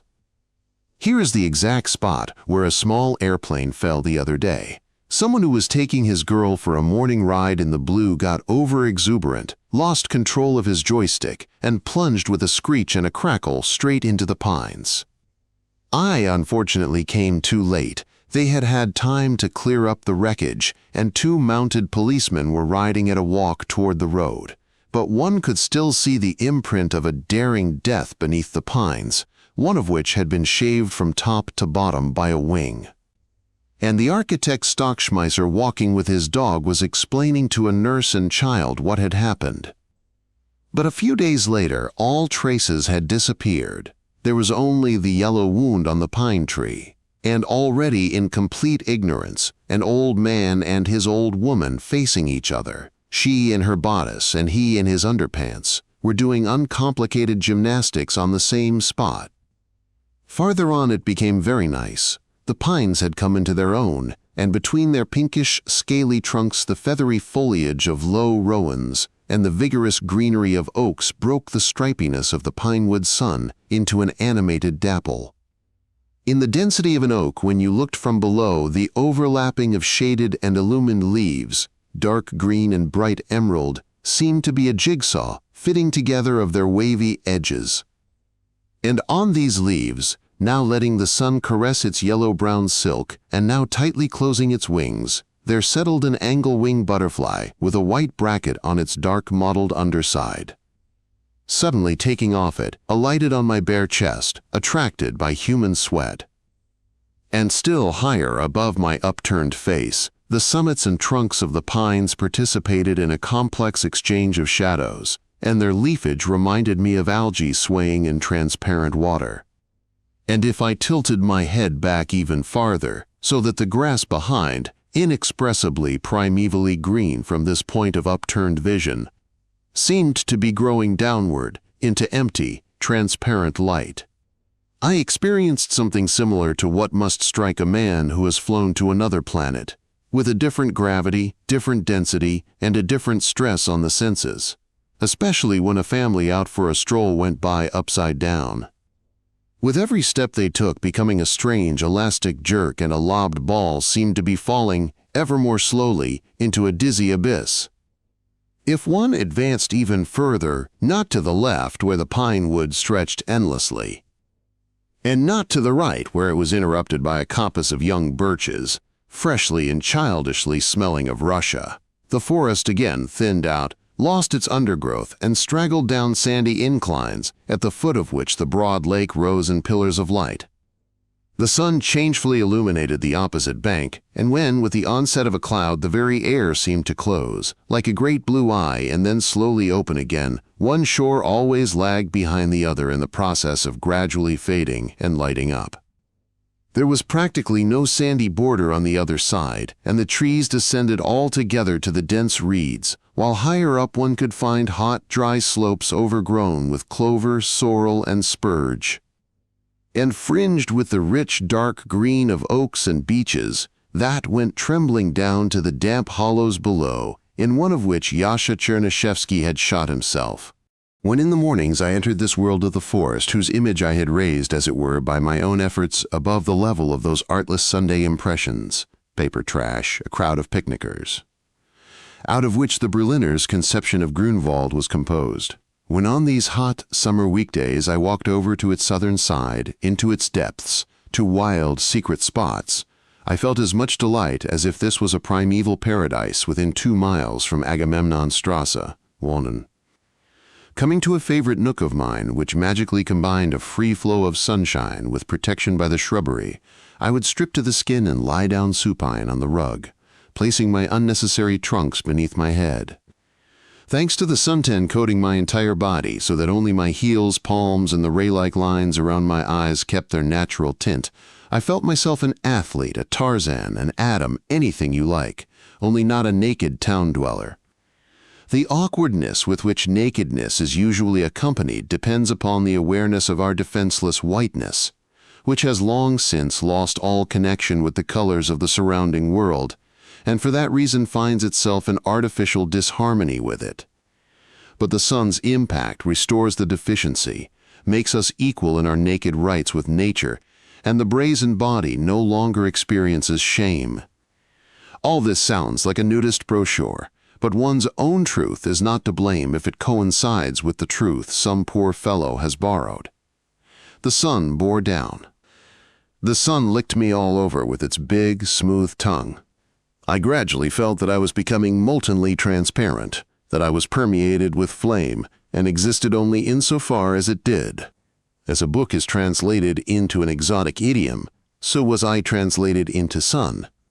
The scrawny, chilly Heimel Fyodor Godunov-Cherdintsev was now as remote from me as if I had exiled him to the Yakutsk province. He was a pallid copy of me, whereas this Estival one was his magnified bronze replica. My personal I, the one that wrote books, the one that loved words, colors, mental fireworks, Russia, chocolate, and Zina, had somehow disintegrated and dissolved. After being made transparent by the strength of the light, it was now assimilated to the shimmering of the summer forest with its satiny pine needles and heavenly green leaves, with its ants running over the transfigured, most radiant-hued wool of the Laprobe, with its birds, smells, hot breath of nettles, and spermy odor of sun-warmed grass, with its blue sky where droned a high-flying plane that seemed filmed over with blue dust, the blue essence of the firmament. The plain was bluish, as a fish is wet in water. One might dissolve completely that way. Fyodor raised himself and sat up. A streamlet of sweat flowed down his clean-shaven chest and fell into the reservoir of his navel. His flat belly had a brown and mother-of-pearl sheen to it. Over the glistening black ringlets of his pubic hair, a lost ant scrambled nervously. His shins shone glossily. Pine needles had got stuck between his toes. With his bathing trunks he wiped his short-cropped head, sticky nape, and neck. A squirrel with an arched back loped across the turf, from tree to tree, in a wavy and almost clumsy course. The scrub oaks, elder shrubs, pine trunks, everything was dazzlingly spotted, and a small cloud, in no way defiling the face of the summer day, felt its way slowly past the sun. He got up, took a step, and immediately the weightless paw of a leafy shadow descended upon his left shoulder. It slipped off again at the next step. Fyodor consulted the position of the sun and dragged his rug a yard or so aside to prevent the shade of the leaves from encroaching upon him. To move around naked was astonishing bliss. The freedom around his loins especially pleased him. He walked between the bushes, listening to the vibration of insects and the rustling of the birds. A wren crept like a mouse through the foliage of a small oak. A sand wasp flew by low down, carrying a benumbed caterpillar. The squirrel he had just seen climbed up the bark of a tree with a spasmodic, scrabbly sound. Somewhere in the vicinity sounded girlish voices, and he stopped in a pattern of shadow, which stayed motionless along his arm but palpitated rhythmically on his left side, between the ribs. A golden, stumpy little butterfly, equipped with 2 black commas, alighted on an oak leaf, half opening its slanting wings, and suddenly shot away like a golden fly.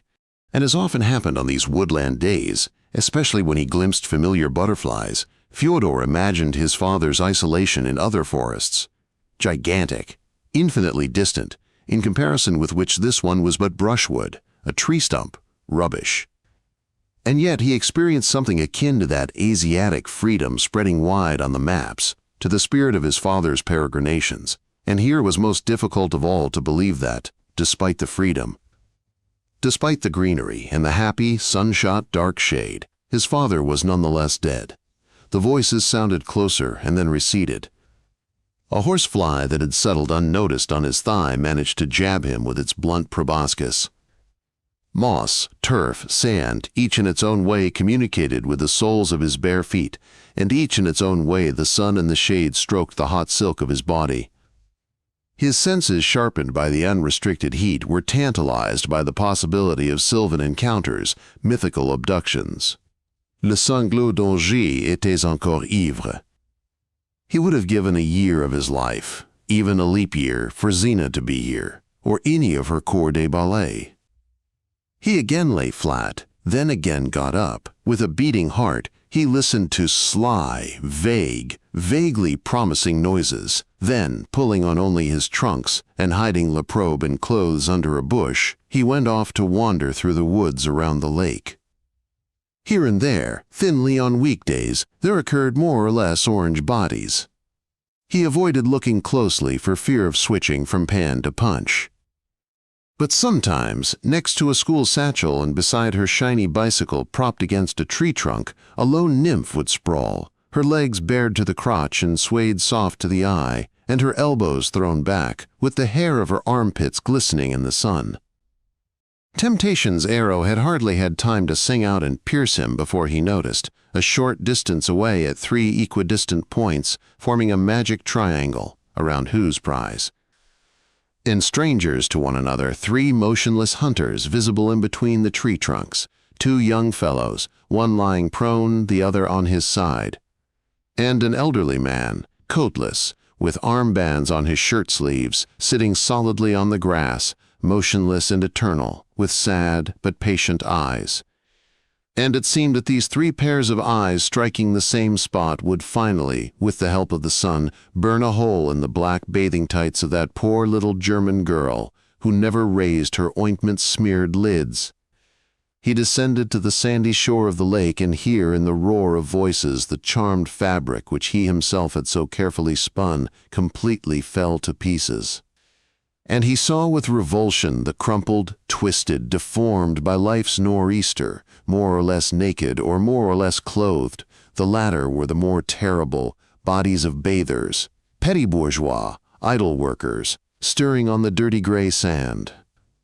At the point where the shore road went along the lake's narrow lip, the latter was fenced off by stakes supporting tortured-looking remnants of sagging wire. And the place by these stakes was particularly valued by the beach habitués, partly because trousers could be conveniently hung by their suspenders on them while underwear was laid on the dusty nettles, and partly because of the vague feeling of security from having a fence at one's back. Old men's gray legs covered with growths and swollen veins, flat feet, the tawny crust of corns, pink porcine paunches, wet, shivering, pale, hoarse-voiced adolescents, the globes of breasts, voluminous posteriors, flabby thighs, bluish varices, goose flesh. The pimply shoulder blades of bandy-legged girls, the sturdy necks and buttocks of muscular hooligans. The hopeless, godless vacancy of satisfied faces, romps, guffaws, roisterous splashing. All this formed the apotheosis of that renowned German good-naturedness which can turn so easily at any moment into frenzied hooting. And over all this, especially on Sundays when the crowding was vilest of all, there reigned an unforgettable smell, the smell of dust, of sweat, of aquatic slime, of unclean underwear, of aired and dried poverty, the smell of dried, smoked, potted souls a penny apiece. But the lake itself, with vivid green clumps of trees on the other side and a rippling wake of sunshine in the middle, bore itself with dignity. Having selected a private little creek among the bulrushes, Fyodor took to the water. Its warm opacity enveloped him, sparks of sunshine danced before his eyes. He swam for a long time, half an hour, 5 hours, 24, a week, another. Finally, on the 28th of June around 3 p.m., he came out on the other shore. Having made his way out of the lakeside spinach, he at once found himself in a grove, and from there he climbed onto a hot slope where he quickly dried in the sun. On the right was a ravine overgrown with oak brush and bramble.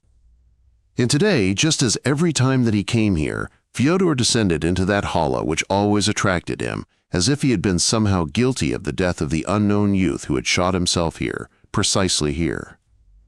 He reflected that Alexandra Yakovlevna used to come here as well, rummaging purposefully among the bushes with her tiny black-gloved hands.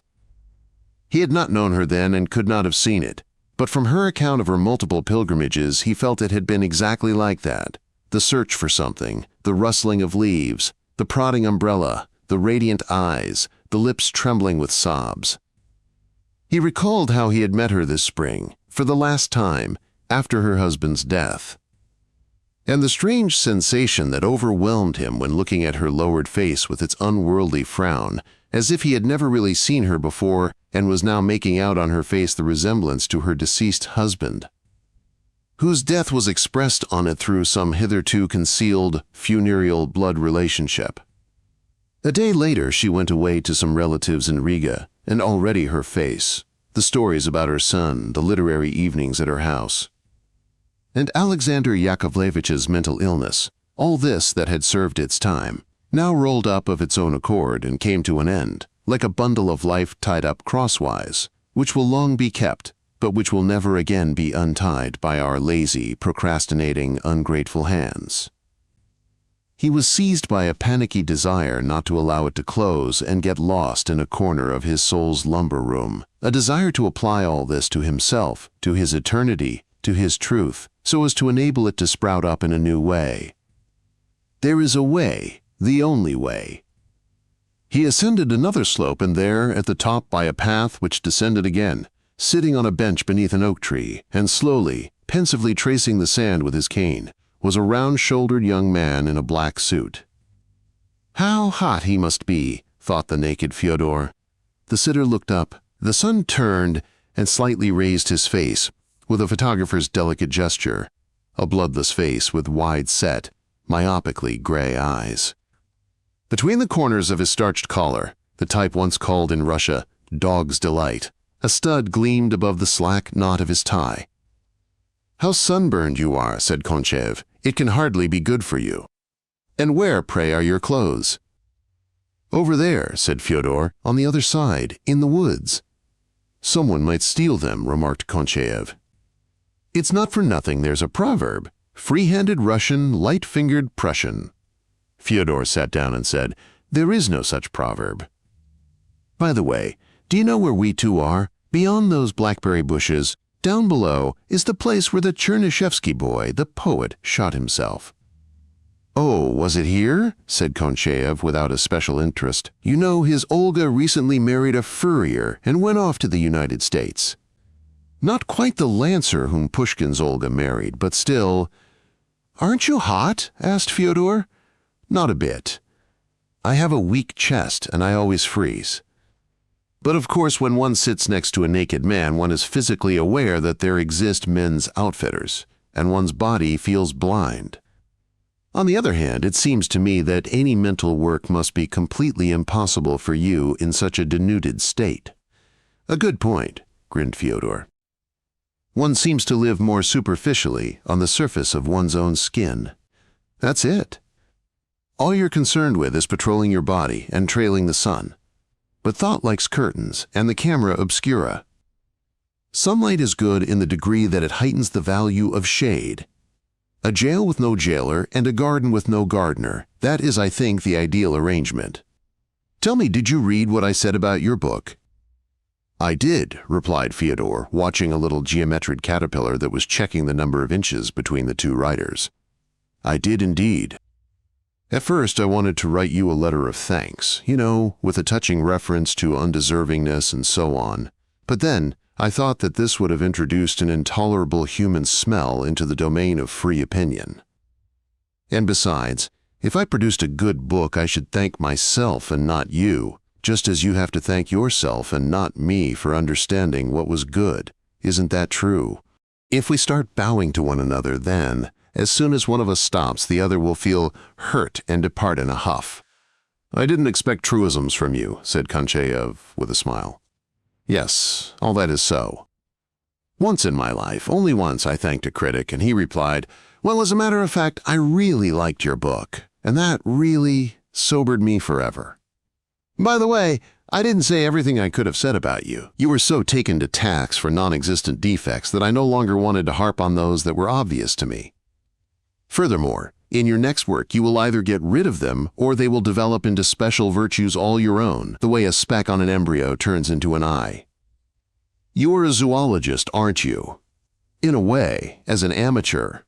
But what are those defects? I wonder if they coincide with the ones I know. First, an excessive trust in words. It sometimes happens that your words, in order to introduce the necessary thought, have to smuggle it in. The sentence may be excellent, but still it is smuggling, and moreover, gratuitous smuggling, since the lawful road is open. But you're smugglers under the cover of an obscure style, with all sorts of complicated contrivances. Import goods that are duty-free anyway. Secondly, there is a certain awkwardness in the reworking of the sources. You seem to be undecided whether to enforce your style upon past speeches and events, or to make their own more salient. I took the trouble to confront one or two passages in your book with the context in the complete edition of Chernyshevsky's works, same copy you must have used. I found your cigarette ash between the pages. Thirdly, you sometimes bring up parody to such a degree of naturalness that it actually becomes a genuine serious thought, but on this level it suddenly falters, lapsing into a mannerism that is yours and not a parody of a mannerism. Although it is precisely the kind of thing you are ridiculing, as if somebody parodying an actor's slovenly reading of Shakespeare had been carried away, had started to thunder in earnest, but had accidentally garbled a line. Fourthly, one observes in one or two of your transitions something mechanical, if not automatic, which suggests you are pursuing your own advantage and taking the course you find easier.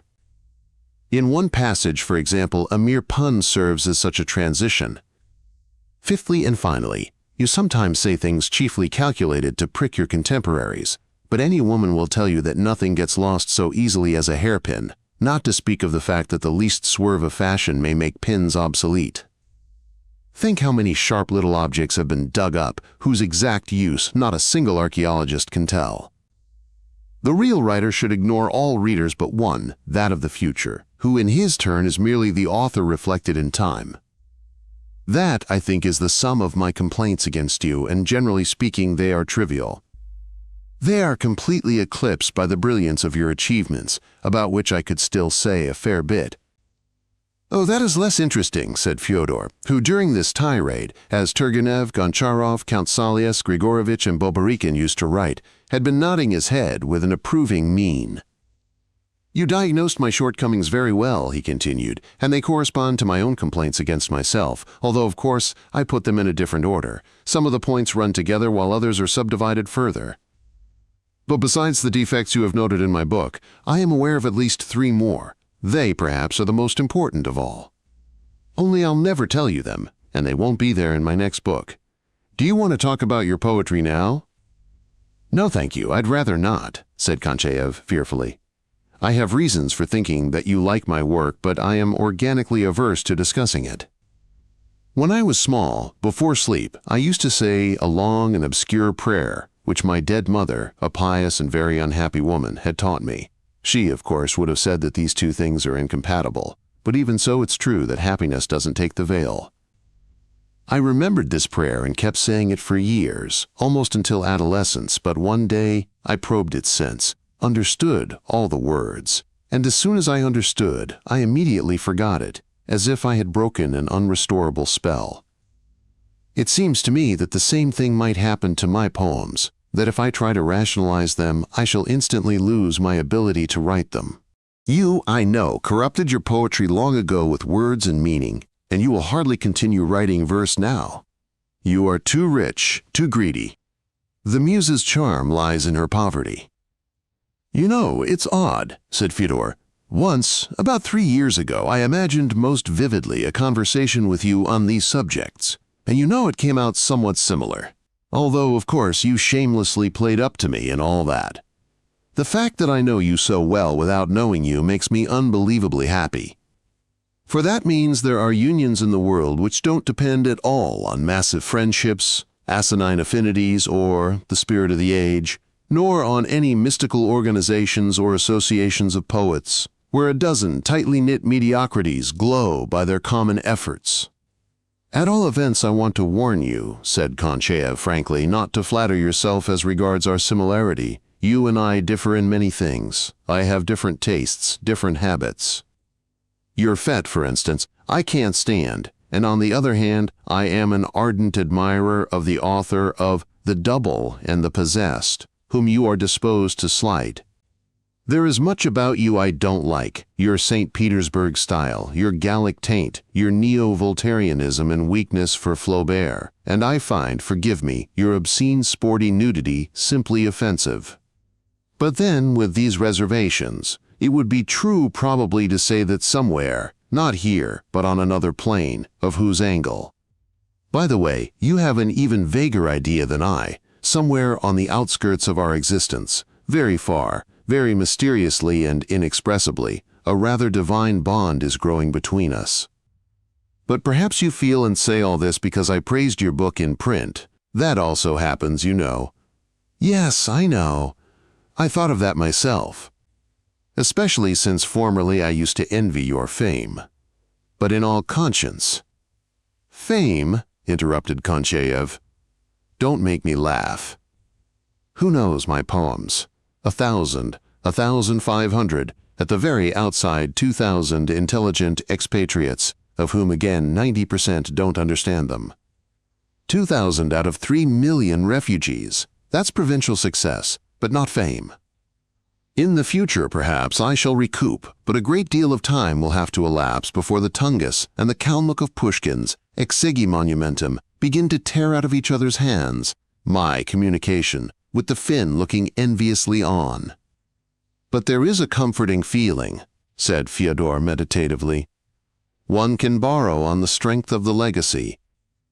Doesn't it amuse you to imagine that one day, on this very spot, on this lakeside, beneath this oak tree, a visiting dreamer will come and sit and imagine in his turn that you and I once sat here?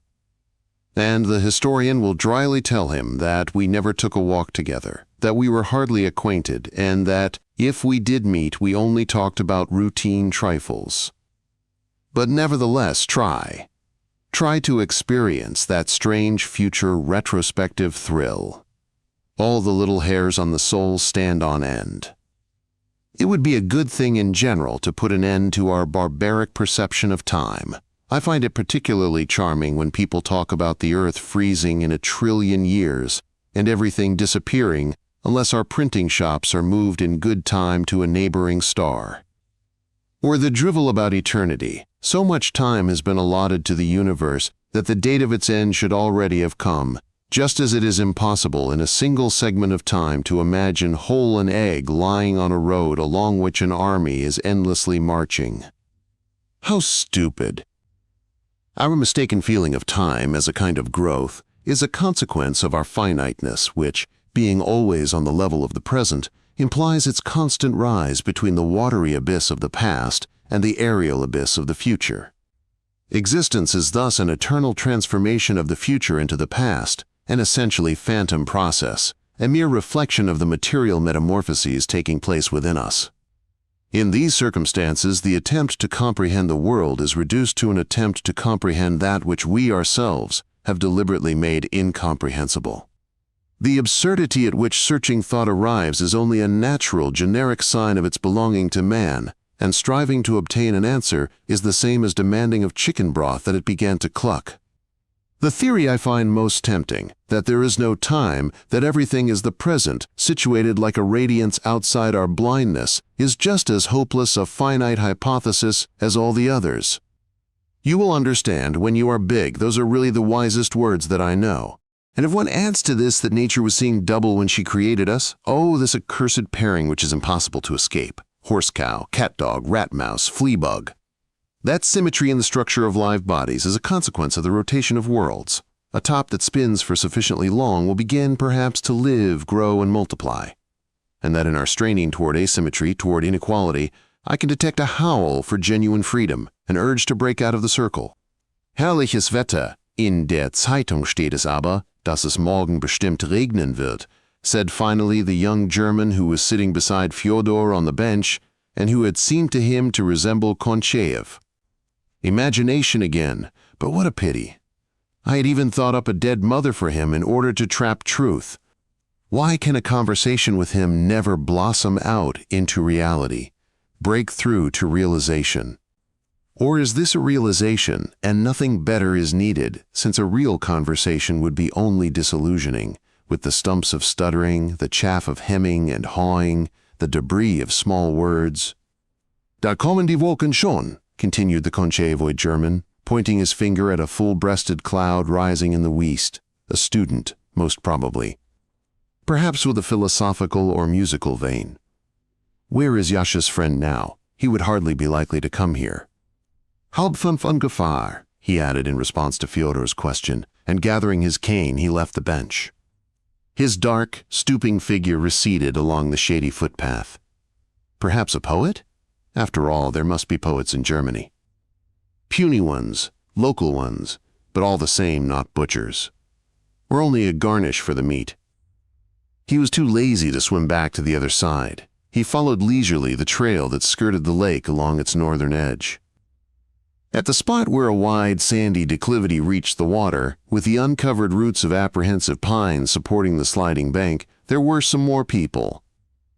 And down below on a strip of grass lay 3 naked corpses, white, pink, and brown, like a triple sample of the sun's action. Further on, along the bend of the lake, there was a marshy stretch, and the dark, almost black soil of the path stuck refreshingly to his bare heels. He went upwards again over a needle-scattered slope and walked through the speckled forest toward his lair. All was cheerful, sad, sunny, shady. He did not feel like returning home, but it was time. For a moment he lay down by an old tree that had seemed to have beckoned to him. Show you something interesting.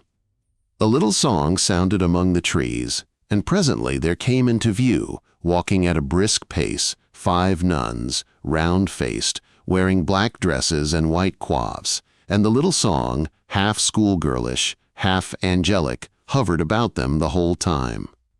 While first one and then another bent down on the move to pluck a modest flower, invisible to Fyodor although he was lying close by, and then straightened up very nimbly, simultaneously drawing level with the others.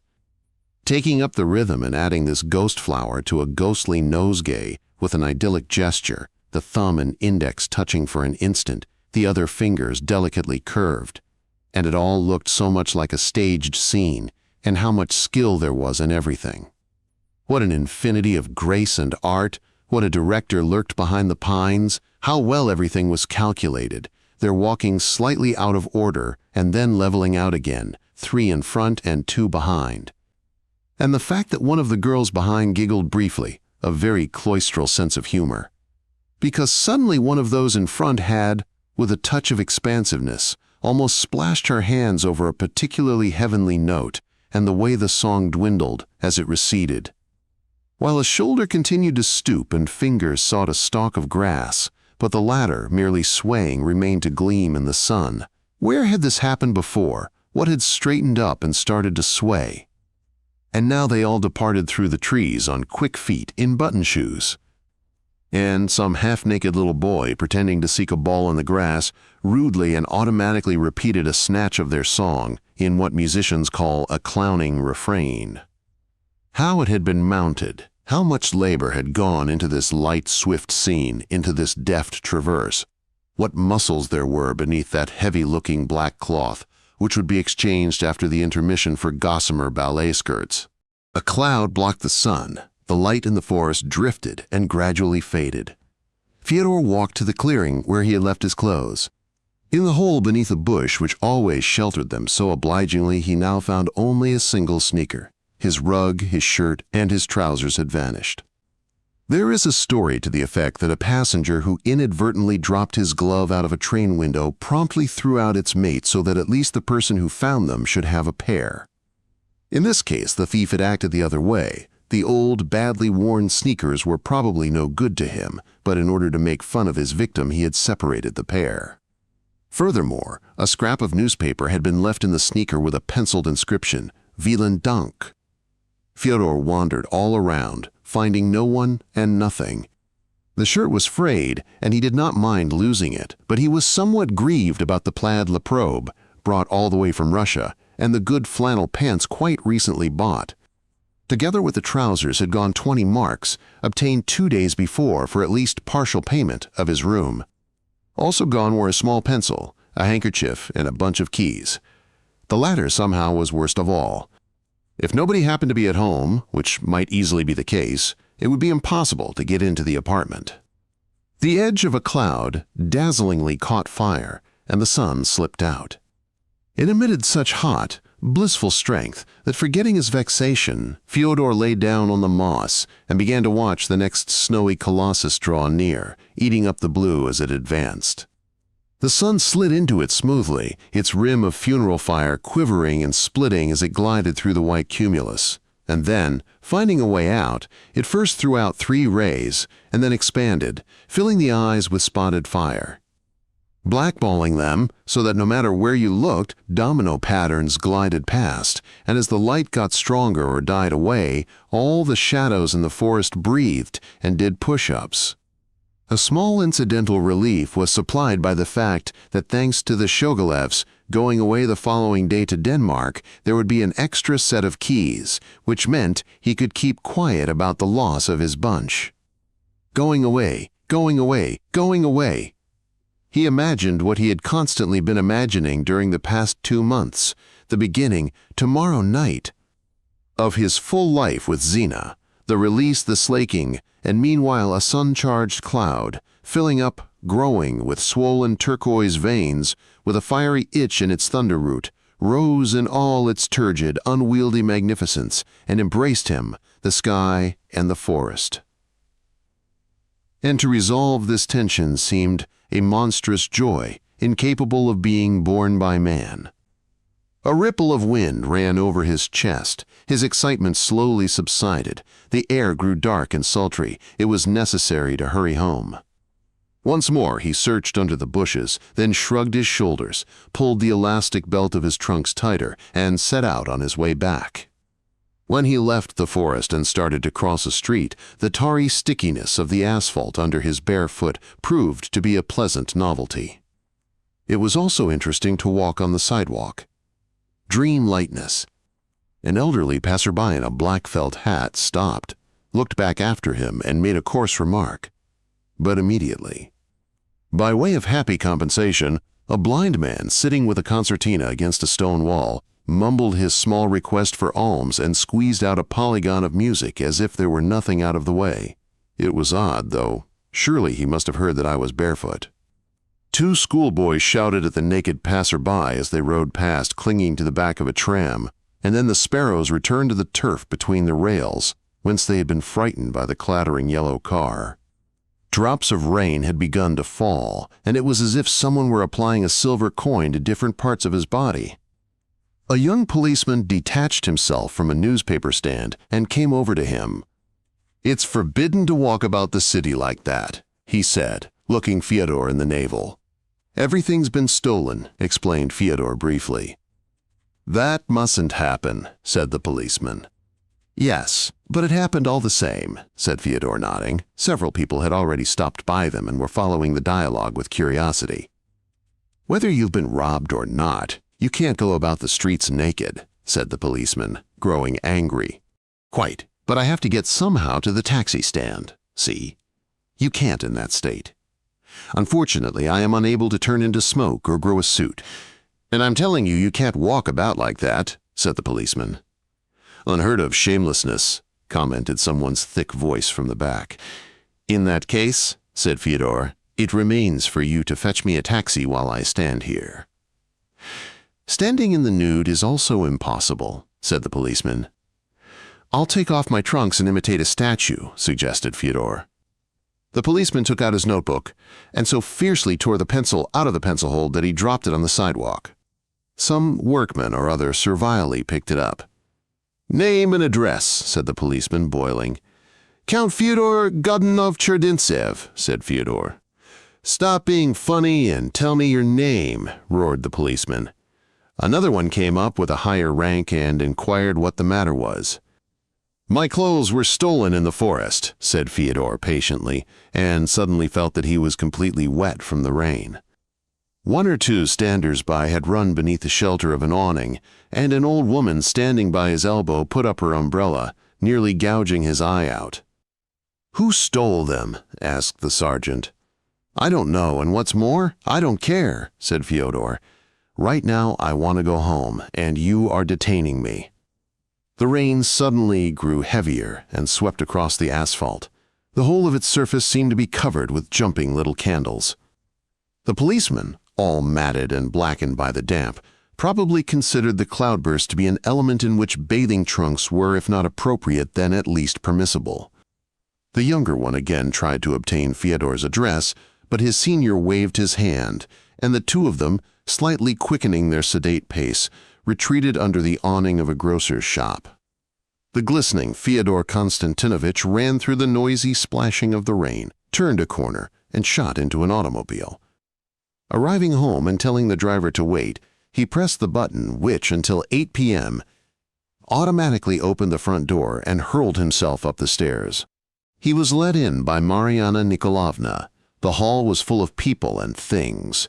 Shogolev in his shirt sleeves, two fellows struggling with a box, in which, it seems, was the radio, a comely milliner with a hat box, a coil of wire, a pile of linen from the laundry.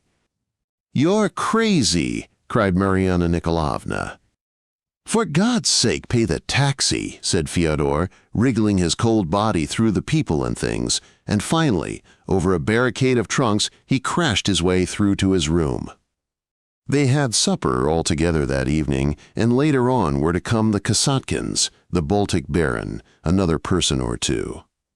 At table, Fyodor gave an embellished account of his misadventure, and Shogolev laughed heartily, while Mariana Nikolavna wanted to know, not without reason, how much cash there had been in the pants. Zina only shrugged her shoulders and, with unusual frankness, urged Fyodor to help himself to the vodka, obviously fearing that he had caught a chill. "Well, our last evening," said Boris Ivanovich, having laughed to his heart's content. "May you prosper, signor. Someone told me the other day that you dashed off a pretty nasty paper on Petrushevsky. Very laudable. Listen, Mama, there's another bottle there. No point in taking it with us. Give it to the Kasatkins." "So you're going to remain an orphan," he continued, starting on the Italian salad and devouring it with the utmost sloppiness. "I don't think our Zinaida Oskarovna will look after you too well. Eh, princess?" Quote, ellipsis. "Yes, that's how it is, my dear chap. One twist of fate, and the king is mate. I never thought that fortune would smile on me. Touch wood, touch wood. Why, only last winter I was wondering what to do, tighten my belt or sell Mariana Nikolavna for scrap. You and I had a year and a half of cohabitation, if you'll excuse the expression, and tomorrow we part, probably forever. Man is fate's plaything. Happy today, pappy tomorrow." When supper was over and Zina had gone down to let the guests in, Fyodor retreated noiselessly to his room, where everything was animated by rain and wind. He half closed the casements of his window, but a moment later the knight said, "No," and with a kind of wide-eyed insistence, disdaining blows, entered again. "I was so tickled to learn that Tanya has a little girl, and I am terribly glad for her and for you. The other day I wrote Tanya a long, lyrical letter, but I have an uncomfortable feeling that I put the wrong address on it. Instead of 122, I put some other number, without thinking, just as I did once before. I don't know why this happens. One writes an address heaps of times, automatically and correctly, and then all of a sudden, one hesitates, one looks at it consciously. And one sees you're not sure of it. It seems unfamiliar, very queer. You know, like taking a simple word, say, ceiling, and seeing it as ceiling or ceiling, until it becomes completely strange and feral, something like Iceling or Inglis. I think that someday that will happen to the whole of life. In any case, wish Tanya from me everything gay, green, and Lishino summery. Tomorrow my landlord and landlady are going away, and I am beside myself with joy. Beside myself. A very pleasant situation, like on a rooftop at night. I'll stay at Agamemnonstrasse another month and then move. I don't know how things will work out. By the way, my Chernyshevsky is selling rather well. Who exactly was it told you that Bunin praised it? They already seem ancient history to me now, my exertions over the book, and all those little storms of thought, those cares of the pen.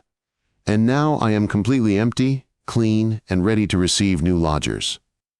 You know, I'm black as a gypsy from the Grunwald sun. Something is beginning to take shape. I think I'll write a classical novel with types, love, fate, conversations.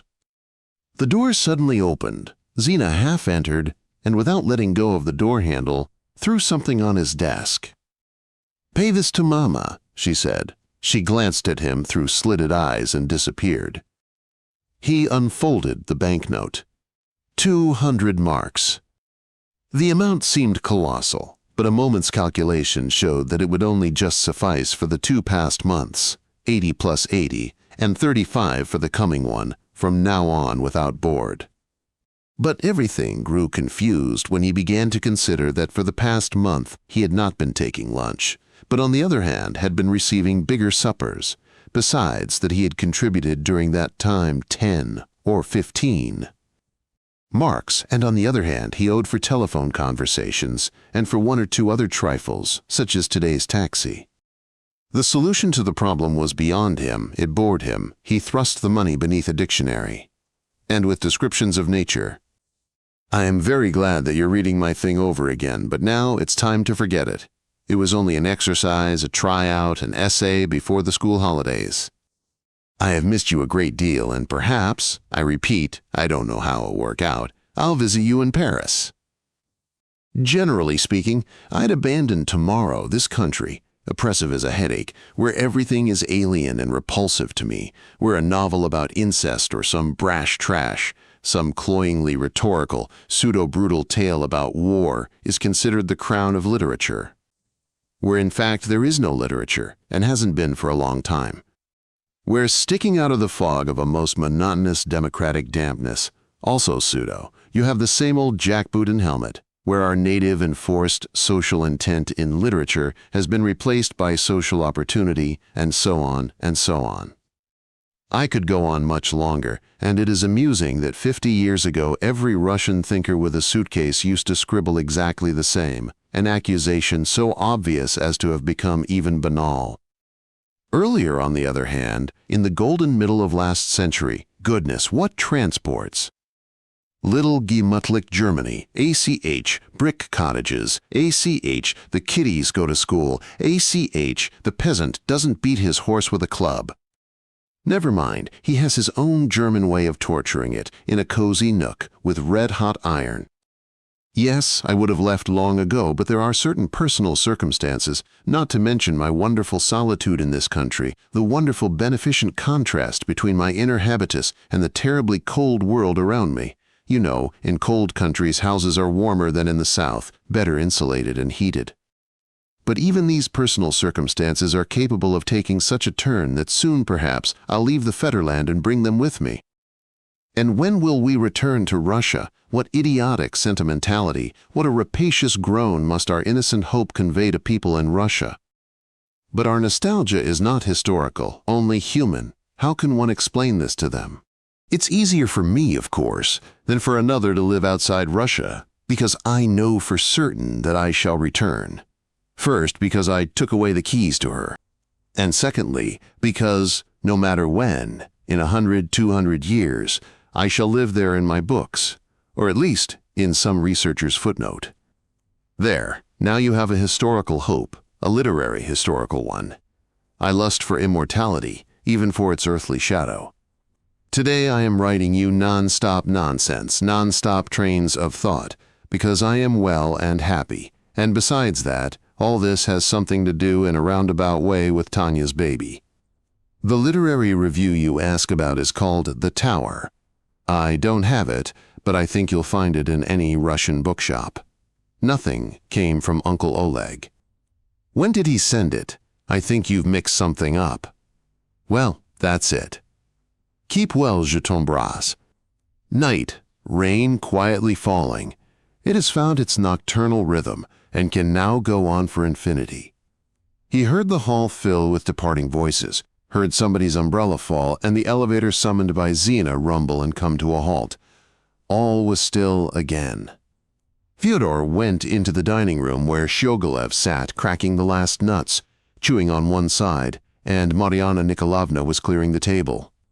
Her plump, dark, pink face, the glossy wings of her nose, violet eyebrows, apricot hair turning to bristly blue on her fat-shaven nape, her azure orb with its mascara-fouled canthus, momentarily immersing its gaze in the dreggy ooze on the bottom of the teapot, her rings. Her garnet brooch, the flowery shawl on her shoulders, all this together constituted a crudely but richly daubed picture in a somewhat hackneyed genre. She put on her spectacles and took out a sheet with figures on it when Fyodor asked how much he owed her. At this, Shogolov raised his eyebrows in surprise. He had been sure that they would not get another penny from their lodger, and being essentially a kindly man, he had advised his wife only yesterday not to press Fyodor, but to write him a week or two later from Copenhagen with a threat to approach his relatives. After settling up, Fyodor retained 3.5 marks out of the 200 and went off to bed. In the hallway, he met Zina, returning from below. "Well," she said, holding her finger on the switch, a half-interrogative, half-urging interjection which meant approximately, "Are you coming this way? I'm putting out the light here, so hurry up." The dimple on her naked arm, pale silk-clad legs and velvet slippers, lowered face. Darkness. He went to bed and began to fall asleep to the whisper of the rain. As always, on the border between consciousness and sleep, all sorts of verbal rejects, sparkling and tinkling, broke in. The crystal crunching of that Christian night beneath a chrysolitic star, and his thought, listening for a moment, aspired to gather them and use them, and began to add of its own. Extinguished, Yasnaya Polyana's light, and Pushkin dead, and Russia far. But since this was no good, the stipple of rhymes extended further, a falling star, a cruising chrysolite, an aviator's avatar. His mind sank lower and lower into a hell of alligator alliterations, into infernal cooperatives of words. Through their nonsensical accumulation, a round button on the pillowcase prodded him in the cheek. He turned on his other side, and against a dark backdrop, naked people ran into the Grunwald lake, and a monogram of light resembling an infusorian glided diagonally to the highest corner of his subpalpebral field of vision. Behind a certain closed door in his brain, holding on to its handle but turning away from it, his mind commenced to discuss with somebody a complicated and important secret, but when the door opened for a minute, it turned out that they were talking about chairs, tables, stables. Suddenly, in the thickening mist, by Reason's last tollgate, came the silver vibration of a telephone bell, and Fyodor rolled over prone, falling. The vibration stayed in his fingers, as if a nettle had stung him. In the hall, having already put back the receiver into its black box, stood Zina. She seemed frightened. "That was for you," she said in a low voice. "Your former landlady, Frau Stowboy. She wants you to come over immediately. There's somebody waiting for you at her place. Hurry." He pulled on a pair of flannel trousers and, gasping for breath, went along the street. At this time of year in Berlin, there is something similar to the St. Petersburg White Nights. The air was transparently gray, and the houses swam past like a soapy mirage. Some night workers had wrecked the pavement at the corner, and one had to creep through narrow passages between planks, everyone being given at the entrance a small lamp which at the exit was to be left on a hook screwed into a post, or else simply on the sidewalk next to some empty milk bottles. Leaving his bottle as well, he ran further through the lusterless streets, and the premonition of something incredible, of some impossible superhuman surprise, splashed his heart with a snowy mixture of happiness and horror. In the gray murk, blind children wearing dark spectacles came out of a school building in pairs and walked past him. They studied at night, in economically dark schools which in the daytime housed seeing children. And the clergyman accompanying them resembled the Lishino village schoolmaster, Bichkov. Leaning against a lamppost and hanging his tousled head, his scissor-like legs and striped pantaloons splayed wide and his hands stuffed in his pockets, a lean drunkard stood as if just come from the pages of an old Russian satirical rag. There was still light in the Russian bookstore. They were serving books to the night taxicab drivers, and through the yellow opacity of the glass he noticed the silhouette of Misha Berezovsky, who was handing out Petrie's Black Atlas to someone. Must be hard to work nights. Excitement lashed him again as soon as he reached his former haunts. He was out of breath from running, and the rolled-up Laprobe weighed heavy on his arm. He had to hurry, but he could not recall the layout of the streets, and the ashy night confused everything, changing as in a negative image the relationship between dark and light parts. And there was no one to ask, everybody was asleep. Suddenly a poplar loomed, and behind it a tall church with a violet-red window divided into harlequin rhombuses of colored light. Inside, a night service was in progress, and an old lady in mourning with cotton wool under the bridge of her spectacles hastened to mount the steps. He found his street, but at the end of it a post with a gauntleted hand on it indicated that one had to enter from the other end where the post office was, since at this end a pile of flags had been prepared for tomorrow's festivities. But he was afraid of losing it in the course of a detour, and, moreover, the post office, that would come afterwards, if Mother had not already been sent a telegram. He scrambled over boards, boxes, and a toy grenadier in curls, and caught sight of the familiar house. And there the workmen had already stretched a red strip of carpet across the sidewalk from door to curb, as it used to be done in front of their house on the Neva embankment on ball nights. He ran up the stairs, and Frau Stoboy immediately let him in. Her cheeks glowed, and she wore a white hospital overall. She had formerly practiced medicine. "Only don't get all worked up," she said. "Go to your room and wait there." "You must be prepared for anything," she added with a vibrant note in her voice, and pushed him into the room which he had thought he would never in his life enter again. He grasped her by the elbow, losing control over himself, but she shook him off. "Somebody has come to see you," said Stoboy. "He's resting." "Wait a couple of minutes." The door banged shut. The room was exactly as if he had been still living in it. The same swans and lilies on the wallpaper, the same painted ceiling wonderfully ornamented with Tibetan butterflies. There, for example, was Thekla Bieti. Expectancy, awe, the frost of happiness, the surge of sobs merged into a single blinding agitation as he stood in the middle of the room incapable of movement, listening and looking at the door. He knew who would enter in a moment, and was amazed now that he had doubted this return. Doubt now seemed to him to be the obtuse obstinacy of one half-witted, the distrust of a barbarian, the self-satisfaction of an ignoramus. His heart was bursting like that of a man before execution, but at the same time this execution was such a joy that life faded before it. And he was unable to understand the disgust he had been wont to experience when, in hastily constructed dreams, he had evoked what was now taking place in real life. Suddenly the door shuddered. Another, remote one had opened somewhere beyond it, and he heard a familiar tread, an indoor morocco-padded step. Noiselessly, but with terrible force, the door flew open, and on the threshold stood his father. He was wearing a gold-embroidered skullcap and a black chevio jacket with breast pockets for cigarette case and magnifying glass. His brown cheeks, with their two sharp furrows running down from both sides of his nose, were particularly smoothly shaven. Hoary hairs gleamed in his dark beard like salt. Warmly, shaggily, his eyes laughed out of a network of wrinkles. But Fyodor stood and was unable to take a step. His father said something, but so quietly that it was impossible to make anything out, although one somehow knew it to be connected with his return, unharmed, whole, human, and real. And even so, it was terrible to come closer, so terrible that Fyodor felt he would die if the one who had entered should move toward him. Somewhere in the rear rooms sounded the warningly rapturous laughter of his mother, while his father made soft chucking sounds, hardly parting his lips.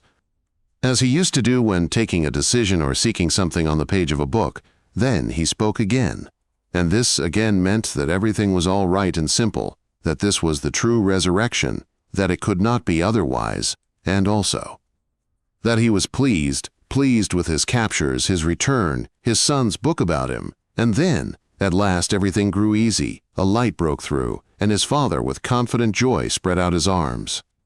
With a moan and a sob, Fyodor stepped toward him, and in the collective sensation of woolen jacket, big hands, and the tender prickle of trimmed mustaches, there swelled an ecstatically happy, living, enormous, paradisal warmth in which his icy heart melted and dissolved.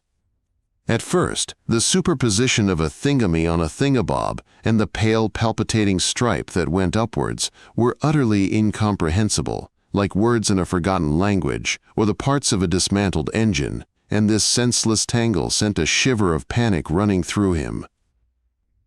I have woken up in the grave, on the moon, in the dungeon of dingy non-being. But something in his brain turned, his thoughts settled and hastened to paint over the truth, and he realized that he was looking at the curtain of a half-open window, at a table in front of the window.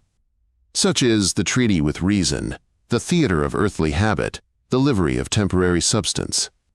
He lowered his head onto the pillow and tried to overtake a fugitive sense, warm, wonderful, all-explaining, but the new dream he dreamt was an uninspired compilation, stitched together out of remnants of daytime life and fitted to it. The morning was overcast and cool, with gray-black puddles on the yard's asphalt, and one could hear the nasty flat thumping of carpets being beaten. The Shogolevs had finished their packing. Zina had gone off to work and at 1 o'clock was due to meet her mother for lunch at the Vaterland.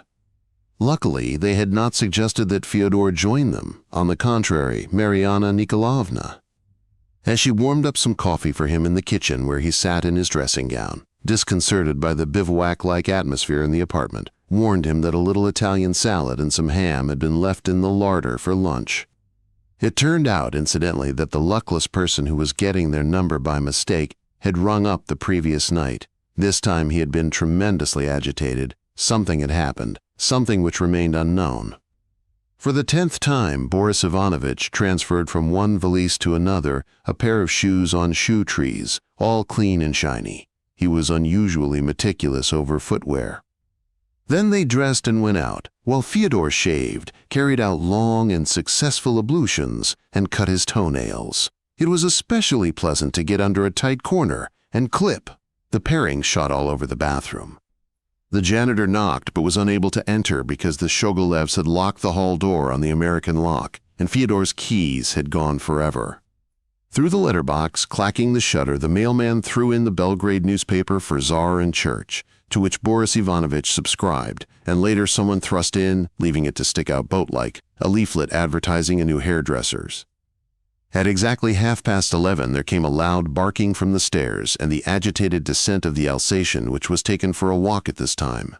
With a comb in his hand, he went out onto the balcony to see if the weather was clearing up, but although it did not rain, the sky remained hopelessly and wanly white, and one could not believe that yesterday it had been possible to lie in the forest. The Shogolev's bedroom was cluttered up with paper rubbish, and one of the suitcases was open. At the top, a pear-shaped object of rubber was lying on a wafer towel. An itinerant mustache came into the yard with cymbals, a drum, a saxophone, completely hung with metallic music, with bright music on his head, and with a monkey in a red jersey, and sang for a long time, tapping his foot and jangling without managing. However, to drown out the volleying at the carpets on their trestles. Cautiously pushing the door, Fyodor visited Zina's room, where he had never been before. And, with the bizarre sensation of a glad moving in, he looked for a long time at the briskly ticking alarm clock, at the rose in a glass with its stem all studded with bubbles, at the divan that became a bed at night, and at the stockings drying on the radiator. He had a bite to eat, sat down at his desk, dipped his pen and froze over a blank sheet. The Shogolevs returned. The janitor came. Mariana Nikolaevna broke a bottle of scent, and he still sat over the glowering sheet and only came to himself when the Shogolevs were getting ready to go to the station.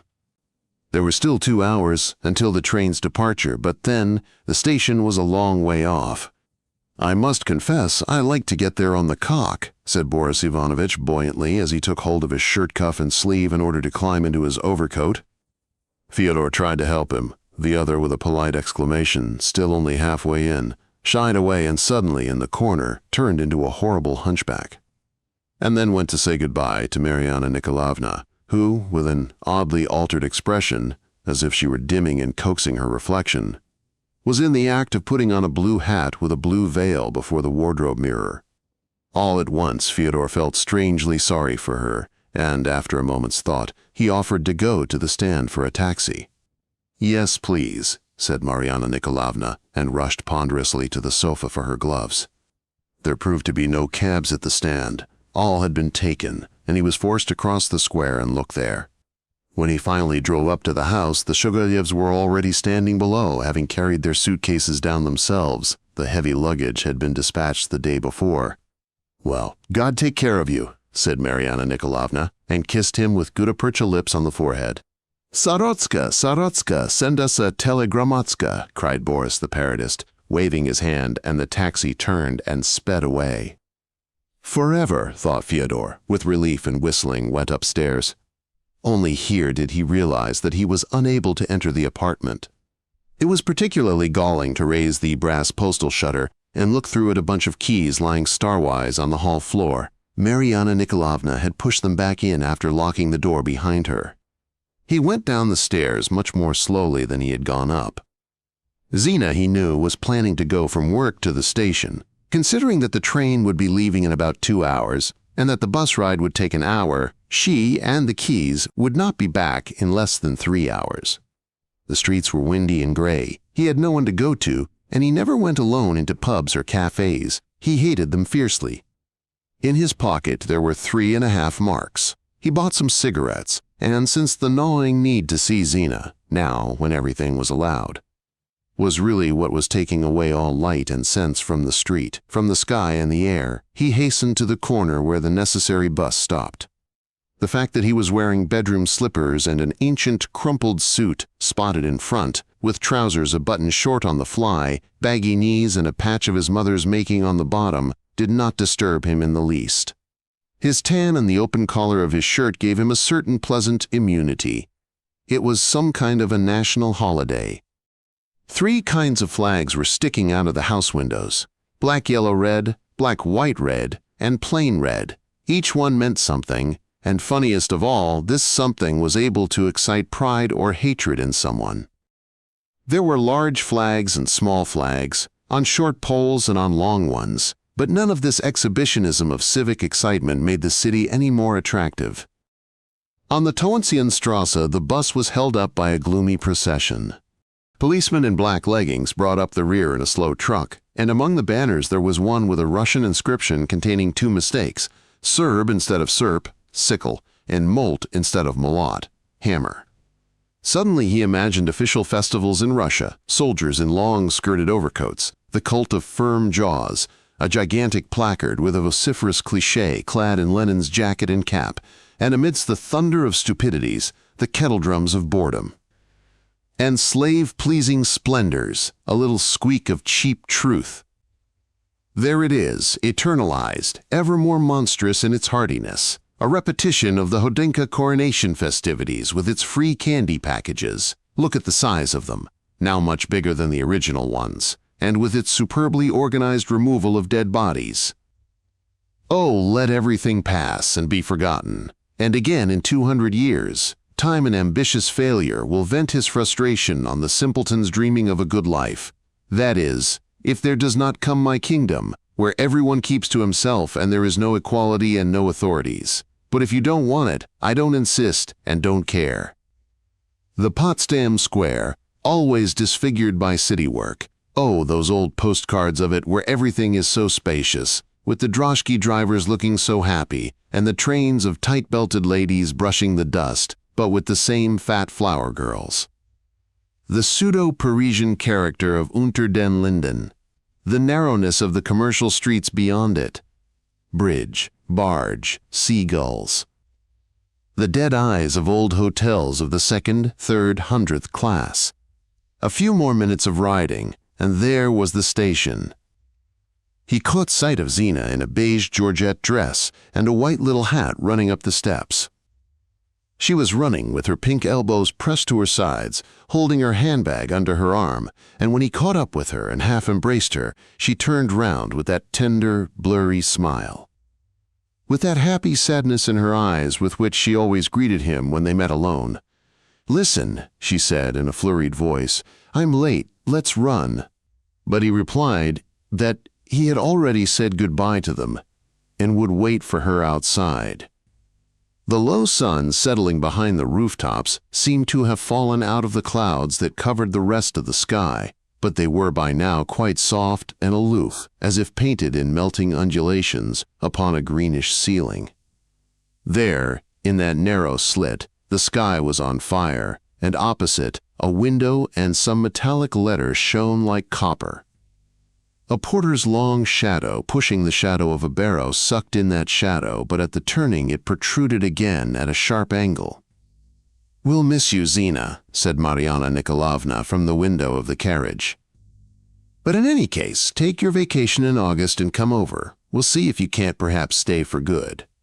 "I don't think so," said Zina. "Ah, yes, I gave you my keys today. Don't take them with you, please." "I left them in the hall, and Boris's are in the desk. Never mind, Godunov will let you in," added Mariana Nikolaevna appeasingly. "Well, well." "Good luck to it," said Boris Ivanovich from behind his wife's plump shoulder and rolled his eyes. "Ah, Zinka, Zinka, just you come over and you shall ride a bicycle and swill milk. That's the life." The train gave a shudder and started to move. Mariana Nikolaevna kept waving for a long time. Shogolov drew in his head like a tortoise and, having sat down, probably emitted a Russian grunt. She skipped down the steps. Her bag now hung from her fingers, and the last rays of the sun caused a bronze gleam to dance in her eyes as she flew up to Fyodor.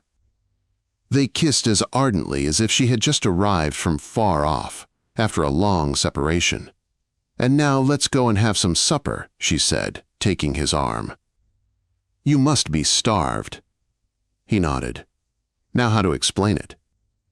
Why this strange embarrassment, instead of the exultant, voluble freedom I had been so eagerly looking forward to? It was as if I had grown disused from her, or else was unable to adjust myself and her, the former her, to this freedom. "What's the matter with you? You seem out of sorts," she asked observantly after a silence. They were walking toward the bus stop. "It's sad to part with Boris the Brisk," he replied, trying to see if a joke would resolve his emotional constraint. "And I think it's yesterday's escapade," said Zina, smiling, and he detected in her tone of voice a high-strung ring, which in its own way corresponded to his own confusion, and thus both stressed and augmented it. "Nonsense." The rain was warm. "I feel wonderful." The bus rolled up, they boarded it. Fyodor paid for 2 tickets from his palm. Zina said, "I get my wages only tomorrow, so that all I have now is 2 marks. How much do you have?" "Very little." "Out of your 200, I was left only 350, and more than a half of that I have blowed." "We have enough for supper, though," said Zina. "Are you quite sure you like the idea of a restaurant? Because I don't too much." "Never mind, resign yourself. In general, now it's all over with healthy home cooking. I can't even make an omelet. We must think about how to manage things. But for now I know an excellent place." Several minutes of silence. The street lamps and shop windows were beginning to light up. The streets had grown pinched and gray from that immature light, but the sky was radiant and wide, and the sunset cloudlets were trimmed with flamingo down. "Look, the photos are ready." He took them from her cold fingers. Zina, standing in the street before her office, with legs placed tightly together, and the shadow of a lime trunk crossing the sidewalk, like a boom lowered in front of her. Zina sitting sideways on a windowsill with a crown of sunshine around her head. Zina at work, badly taken, dark-faced, but to compensate this, her regal typewriter enthroned in the foreground, with a gleam on its carriage lever. She thrust them back in her bag, took out and put back her monthly tram ticket in its cellophane holder, took out a small mirror, looked into it, bearing the filling in her front tooth, replaced the mirror inside, clicked the bag shut, lowered it onto her knees.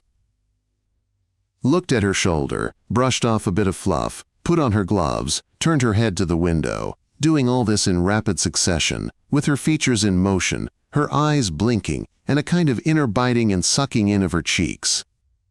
But now she sat motionless, looking away, the sinews in her pale neck stretched tight, and her white-gloved hands lying on the glossy leather of her handbag. The défilé of the Brandenburg Gate. Beyond the Potsdam Square, just as they were approaching the canal, an elderly lady with prominent cheekbones, where had I seen her? And with a goggle-eyed, trembling little dog under her arm made a dive for the exit, swaying and struggling with phantoms, and Zina looked up at her with a fleeting, heavenly glance. "Did you recognize her?" she asked. "That was Lorentz. I think she's mad at me because I never ring her up. Quite a superfluous woman, really." "There's a smut on your cheek," said Fyodor. "Careful, don't smear it." Again the handbag, handkerchief, mirror. "We soon have to get out," she said presently. "What?" "Nothing." "I agree. Let's get out where you like." "Here," she said 2 stops later, taking his elbow, sitting again from a jolt, rising finally and fishing out her bag as if from water. The lights had already taken shape. The sky was quite faint. A truck went by with a load of young people returning from some civic orgy, waving something or other and shouting something or other. In the middle of a treeless public garden consisting of a large oblong flower bed rimmed by a footpath, an army of roses was in bloom. The small open enclosure of a restaurant, 6 little tables, opposite this garden, was separated from the sidewalk by a whitewashed barrier topped with petunias. Beside them a boar and his sow were feeding, the waiter's black fingernail dipped into the sauce, and yesterday a lip with a sore on it had been pressed to the gold border of my beer glass. The mist of some sorrow had enveloped Zina, her cheeks, her narrowed eyes, her throat pit, her fragile clavicle, and this was somehow enhanced by the pale smoke from her cigarette. The scuffing of passers-by seemed to stir up the thickening darkness. Suddenly, in the frank evening sky, very high, "Look," he said. "What a beauty!" A brooch with 3 rubies was gliding over the dark velvet, so high that not even the hum of the engine was audible. She smiled, parting her lips and looking upwards. "Tonight?" he asked, also looking upwards. Only now had he entered into the order of feelings he used to promise himself, when formerly he imagined how they would slip together out of a thraldom that had gradually asserted itself in the course of their meetings, and grown habitual, even though it was based on something artificial, something unworthy, in fact, of the significance it had acquired. Now it seemed incomprehensible why, on any of those 455 days, she and he had not simply moved out of the Shogolevs' apartment to dwell together. But at the same time, he knew subrationally that this external obstacle was merely a pretext, merely an ostentatious device on the part of fate, which had hastily put up the first barrier to come to hand in order to engage meantime in the important, complicated business that secretly required the very delay in development, which had seemed to depend on a natural obstruction. Pondering now fate's methods, in this white, illuminated little enclosure, in Zina's golden presence, and with the participation of the warm, concave darkness immediately behind the carved radiance of the petunias, he finally found a certain thread, a hidden spirit, a chess idea for his as yet hardly planned novel, to which he had glancingly referred yesterday in the letter to his mother. It was of this that he spoke now, spoke in such a way as if it were really the best and most normal expression of his happiness, which was also expressed in a more accessible edition by such things as the velvetiness of the air. 3 emerald lime leaves that had got into the lamplight, the icy cold beer, the lunar volcanoes of mashed potato, vague voices, footfalls, the stars among the ruins of clouds. "Here is what I'd like to do," he said. "Something similar to Destiny's work in regard to us. Think how fate started it 3.5 odd years ago. The first attempt to bring us together was crude and heavy. That moving of furniture, for example, I see something extravagant in it, no-holds-barred something, for it was quite a job moving the Lorenzes and all their belongings into the house where I had just rented a room.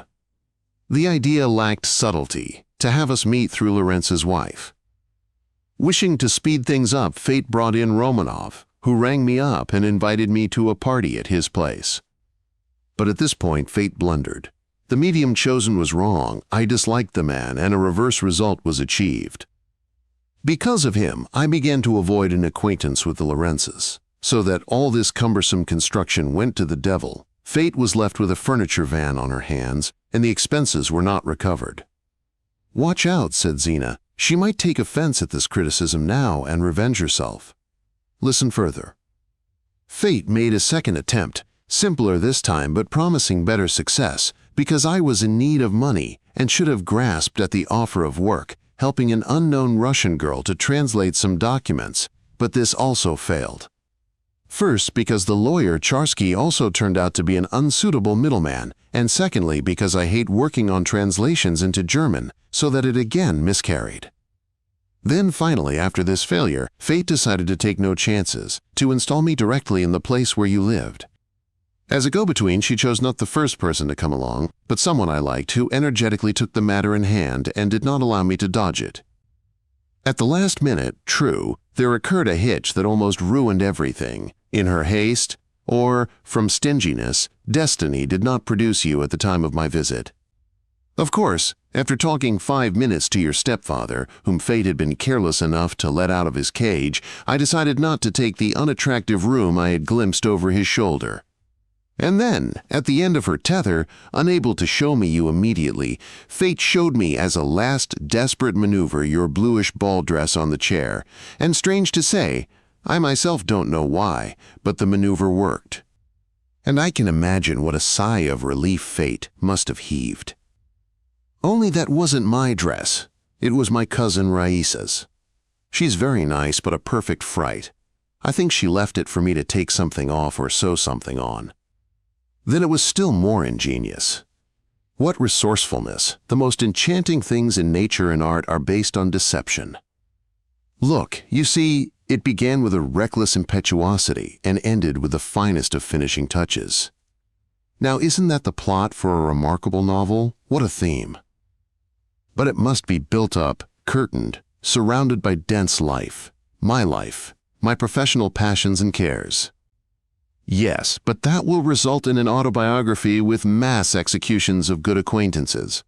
Well, let's suppose that I so shuffle, twist, mix, rechew, and rebelch everything, add such spices of my own, and impregnate things so much with myself that nothing remains of the autobiography but dust, the kind of dust, of course, which makes the most orange of skies.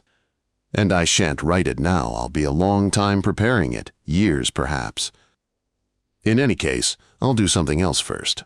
I want to translate something in my own manner from an old French sage, in order to reach a final dictatorship over words, because in my Chernyshevsky they are still trying to vote. That's all marvelous, said Zina. I like it all immensely. I think you'll be such a writer as has never been before, and Russia will simply pine for you, when she comes to her senses too late. But do you love me? What I am saying is in fact a kind of declaration of love, replied Fyodor. Kind of, is not enough. You know at times I shall probably be wildly unhappy with you. But on the whole, it does not matter. I'm ready to face it. She smiled, opening her eyes wide and raising her eyebrows, and then she leaned slightly backwards in her chair and began to powder her chin and nose. I must tell you, this is magnificent. He has a famous passage which I think I can say by heart if I go right on, so don't interrupt me. It's an approximate translation. There was once a man, he lived as a true Christian. He did much good, sometimes by word, sometimes by deed, and sometimes by silence. He observed the fasts. He drank the water of mountain valleys. That's good, isn't it? He nurtured the spirit of contemplation and vigilance. He lived a pure, difficult, wise life. But when he sensed the approach of death, instead of thinking about it, instead of tears of repentance and sorrowful partings, instead of monks and a notary in black, he invited guests to a feast, acrobats, actors, poets, a crowd of dancing girls, 3 magicians, jolly Tollenberg students, a traveler from Taprobana. And in the midst of melodious verses, masks and music, he drained a goblet of wine and died, with a carefree smile on his face. Magnificent, isn't it? If I have to die one day, that's exactly how I'd like it to be. Only minus the dancing girls, said Zina. Well, that's only a symbol of gay company. Perhaps now we can go? We have to pay, said Zina. Call him over. After this, they were left with 11 pfennigs, counting the blackened coin which she had picked up a day or 2 before from the sidewalk. It would bring luck. As they walked down the street, he felt a quick tremor along his spine, and again that emotional constraint, but now in a different languorous form.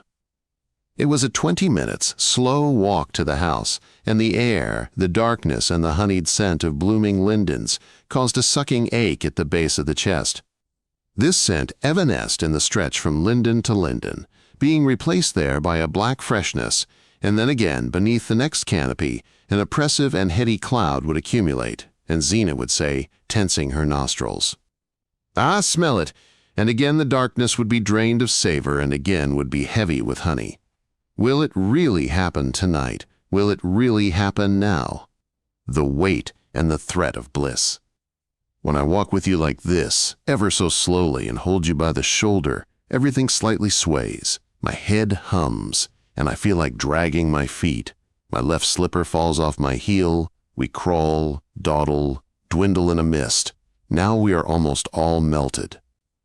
And one day we shall recall all this, the lindens, and the shadow on the wall, and a poodle's unclipped claws tapping over the flagstones of the night. And the star, and here is the square and the dark church with the yellow light of its clock. And here, on the corner, the house. Goodbye, my book. Like mortal eyes, imagined ones must close some day. One again from his knees will rise, but his creator strolls away. And yet the ear cannot right now part with the music and allow the tale to fade. The chords of fate itself continue to vibrate. And no obstruction for the sage exists where I have put the end. The shadows of my world extend beyond the skyline of the page, blue as tomorrow's morning haze. Nor does this terminate the phrase. The end.